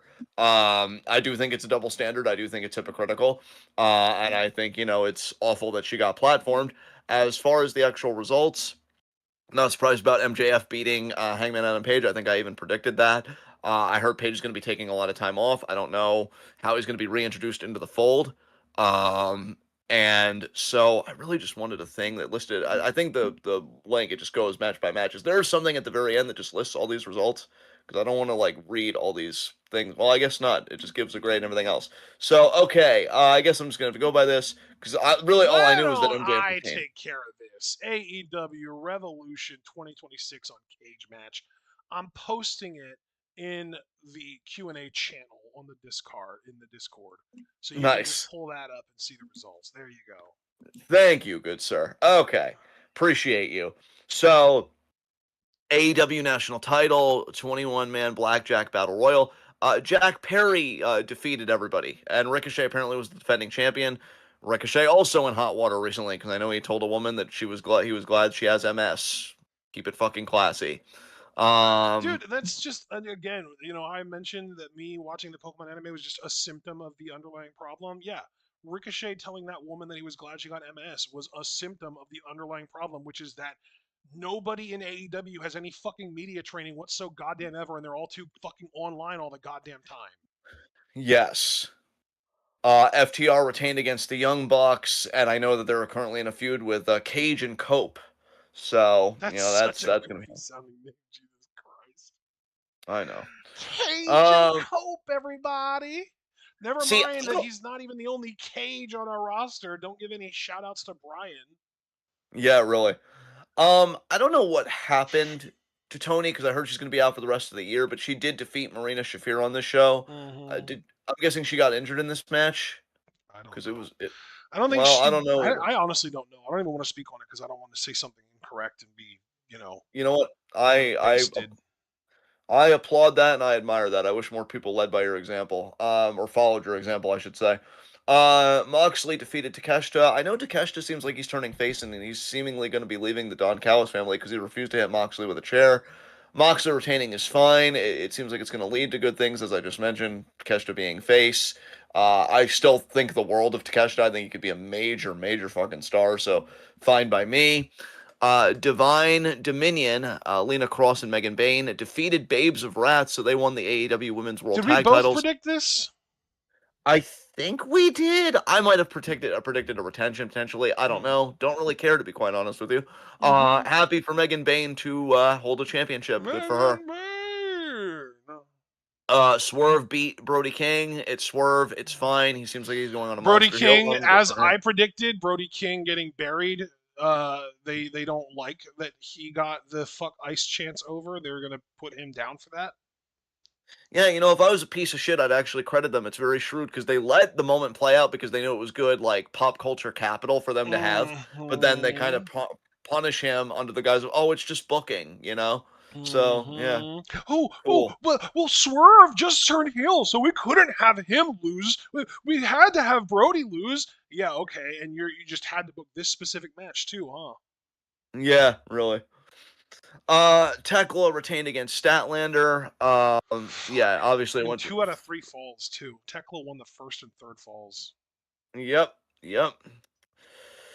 That's the way it goes. World Trios title matchup: Jet Speed. That's Kevin Knight, Mike Bailey, and Mystico defeated the Don Callis family, Okada, Kyle Fletcher, and Mike Davis. I think Hey, you also called I this did to your predict credit. this as well because I think Yeah. that the Okada Takeshita feud is finally boiling over, and then it's going to cause the Callis family to lose a lot. Yes. Andrade defeated Bandito. That was the right call. He seems like he's going to be going after Yeah, MJF next. Obviously, he'd wanted to win. I still adore Bandito, though. Nothing against him.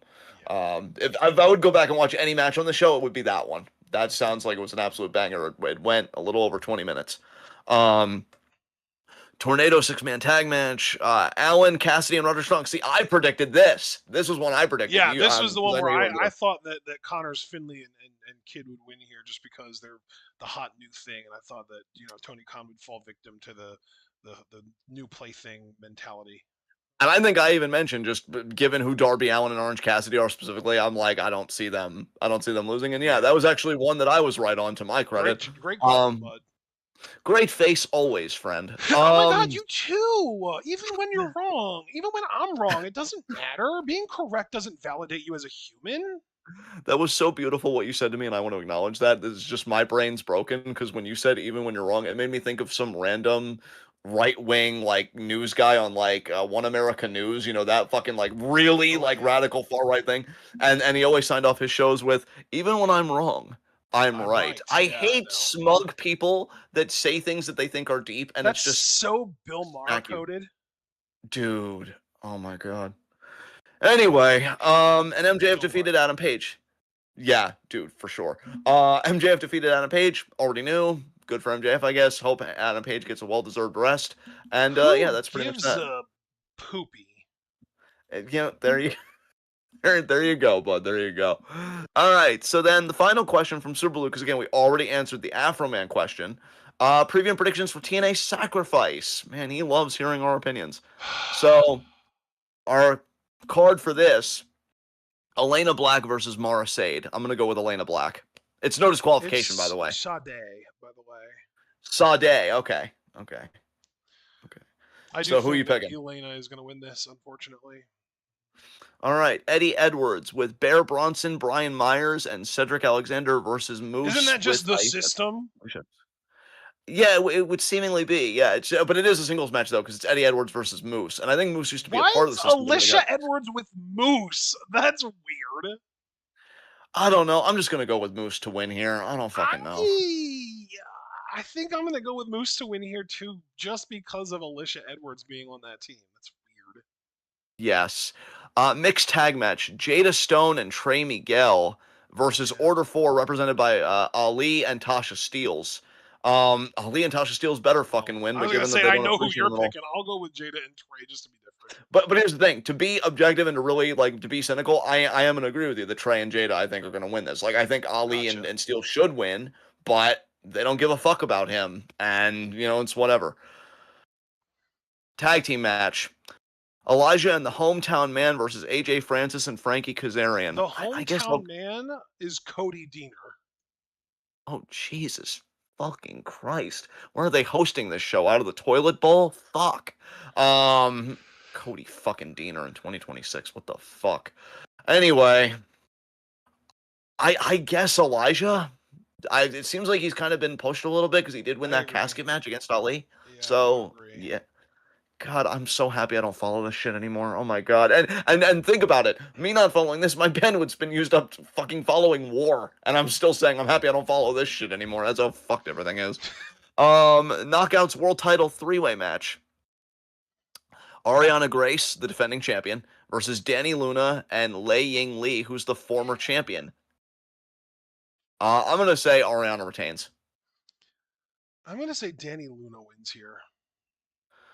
This X Division title match is insane and not in a good way. Leon Slater defending against Eric Young. Really? I'm predicting EY to win here. Oh God! You know what? It's not even that I disagree with you. I'd have no substantive basis to like disagree with you because I don't watch the product. But just out of principle, I'm gonna go with Leon Slater to retain. I hope you're right. I'm rooting for Leon. Obviously, I don't feel like I need to Of even course, say that of out loud. course.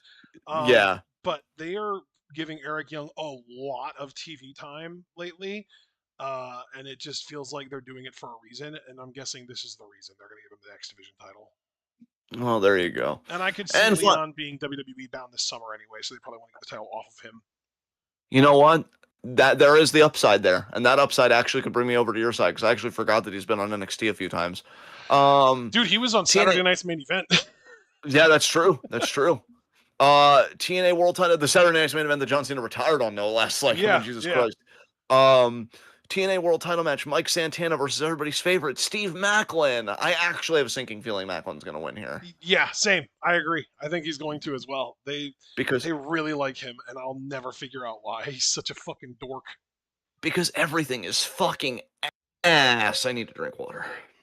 Because everything's turning up white men. God, that's so true and so awful. God, I better stop myself before I go on another tangent because I felt one bubbling up there in my throat. But yeah, we don't need to do that. Wow. That High was my spots, low impression spots. of Bubbles. I know, you precious little bean. May you be protected from all the world's horrors always. And then Which I is gonna come be on hard to here do. and I get to hear you list them off every week. Yeah, I know, right? You get secondhand trauma. High spots, low shots. You know what? I am in just a political sassy mood, so I think I already said my high spot, so I mean you could just take the Can both you next things when repeat I'm it done for the here. classroom? Yeah, the earthquake faction in Czech Republic Ah, for setting fire to a weapons facility that it ties to Israel. Um, yeah, I'm gonna reward actual fucking praxis when I see it. So fucking based, good fucking shit. As for my low shot, I'm just gonna say the entire Trump admin again. You don't know how to wage a war. You're literally. I loved how Kyle said this, and I'm stealing it. I've been stealing it. You're literally leaking dementia. And yeah, just everything's fucking cooked. But hey, at least you're making a shit ton of money to spend where I don't know because I mean you're really you're trying to make the fucking apocalypse dying. happen. Yeah, exactly. Yeah, be buried with it. So yeah, the Trump admin again, just because fuck fascists forever, and may they always be laughed at. Because even with all that power, the one thing they hate most is mockery. And honestly, too, honor. Actually, no. You know what? I'm not even gonna say it. I'm gonna No, wait to please see who do. your high Please spot do. is. Well, I was gonna say an honorary high spot, but I don't want to cut ahead. You give your low shot first, If and I it's want to not hear your high wrestling spot too. related, you're not gonna steal from me. Oh no, I was gonna say honorary high spot Afro Man for winning his trial, There you and go. There you go. yeah, big stuff for him. So now you go, you get both low shot and high spot since I kind of monopolized it and gave both mine first. Yeah. So All right. So my low shot. Um, my low shot is going to go to Donald. What was your low shot specifically, actually? the Trump admin, Oh, just okay. that Well, whole government is I'm not screwing gonna up. just. I sign on to that, but I want to give my own low shot because that's just way too easy. Because also, they're never passing the SAVE Act. It's just never going to Yeah, happen. yeah, yeah. I That's think even another some thing that's worth Republicans are like, noting. "This is insane." Dude, Yeah. the literal Senate Majority Leader that Trump appointed said it's not happening. No, get cocked. John Thune said it's not going to happen because they're not going to compromise the filibuster for it. John Thune was like, "You're not getting this electoral boon." Self pop. Nice. All right. So my low shot though, just because you took the most obvious political one, I will go wrestling and I will say Matt Cardona. Yes, yes, yes. Let's all go camping, everyone. Yeah. I mean, did you hear what Orton called him before forearming him in the face backstage? No, what was it? Oh, you're gonna love this. So they were backstage, and Cardona was approaching him and trying to be like, "Listen, Randy, listen, man. I know you. I've known you and Cody for a decade now. This isn't you. What are you doing?" And Orton was like, "Mark ass stooge. Listen, indie nerd." And then he forearmed him in the fucking Yes. Yeah. Dude, I am telling you, we are in such wild times. Like, I think if we were still doing Fave Fives, Orton would be my universal like number one top 10. Like, I am loving what he is fucking doing right now, and he's That is brutalizing incredible, all the people honestly. I Holy hate. shit. Like, I even added Sean, and he never like messaged me back, but I said he's taking out both Cody and Cardona. Should I just send him my shit list because he's so efficient? Like, Jesus It fucking seems Christ. like you don't need to. He just knows it. Oh my God, I wish Jimmy Uso was Who? on SmackDown Oh, so dude, I bad. was just gonna say who would have to be next to prove it. I guess Jimmy Uso is the answer we're all looking for. I mean, Oh Orton's yeah. been showing up on Raw. You never know. I mean, I did say LA Knight in the Discord, but he already humiliated himself enough at Elimination Chamber. He took himself out. Dude, it feels like Um, we've seen him since then, have we? no, we have, but Aw, I laugh even harder now when I do. So there you go. nice. Um, High spot though, my God. Just because again you went straight political, I'm gonna go straight wrestling. High spot easily Obafemi. What an amazing oh, moment he had this week. you know what? That is so perfect because I know you just utterly adore Oba and you've been riding him, and everything. So, like, yeah, I love that. I think it really worked out perfectly because I've Yeah. been so politically focused this week, and you even said that that segment was one of the best in WWE history. Mm-hmm. So everything worked out as it should have. Yeah, all right, guys, this is a fun one. I actually really enjoyed this, even with the political stuff. I really felt like I didn't totally crash out like I feared I would, because this war has been just Proud of you, insane and bud. totally You're unnecessary. the GOAT. Yeah, well, you're the goat. We're all the goat today. Let's all eat that grass. But yeah, be Goats sure to eat leave a like. fucking anything, bro. Grass be damned. Yeah, yeah. I wish I could. You know what? No, not finishing that thought either. You wish you could. Are you gonna bring up duck eggs? Well, no. I was gonna say I wish I could make foie gras out of the ducks and like stuff the ducks. I hate ducks so much. Look. I'm giving myself one, and I'm saying this ahead of time. Somebody could be like, "Oh my God, John, you're a horrible person." Shut your face hole. Because I'm giving myself one when the next oil spill happens. I'm gonna be like, "Oh man, that's so terrible. How many ducks died though?" Like I'm giving myself one, and then when I do the one, I can't do it anymore. But I have to wait for that to happen. And given the rate of environmental disasters, I probably won't have to wait that long. You should So buy stock. everybody, You should buy stock in Dawn so that the next time that there is an oil spill, your stocks will go up at the exact rate that you know ducks are dying. oh my God, see this is no, that's another tangent. We're so close to being done. But yeah, everybody, leave a like if you file out, subscribe, click the bell icon for notifications so you miss any of that 12 goodness. Check out everything we're involved in the description box. Follow us on Blue Sky and Twitch because we are the best podcast on the internet today. And we will see you The guys again. best. I mean, yeah, the best. I was We doing the Foo might have. Fighters bit. The Oh, best. The nice, nice. best. Yeah, you get the I feel like we fully caught up on Monday Gold, so we might have more Monday Gold this week, and I hope we have Stardom this Thursday, continuing the Cinderella tournament. But they got to get the 11 show up. I'll even check again now because it's so late. Uh, idea. My BFF it- Jill. God, that commercial.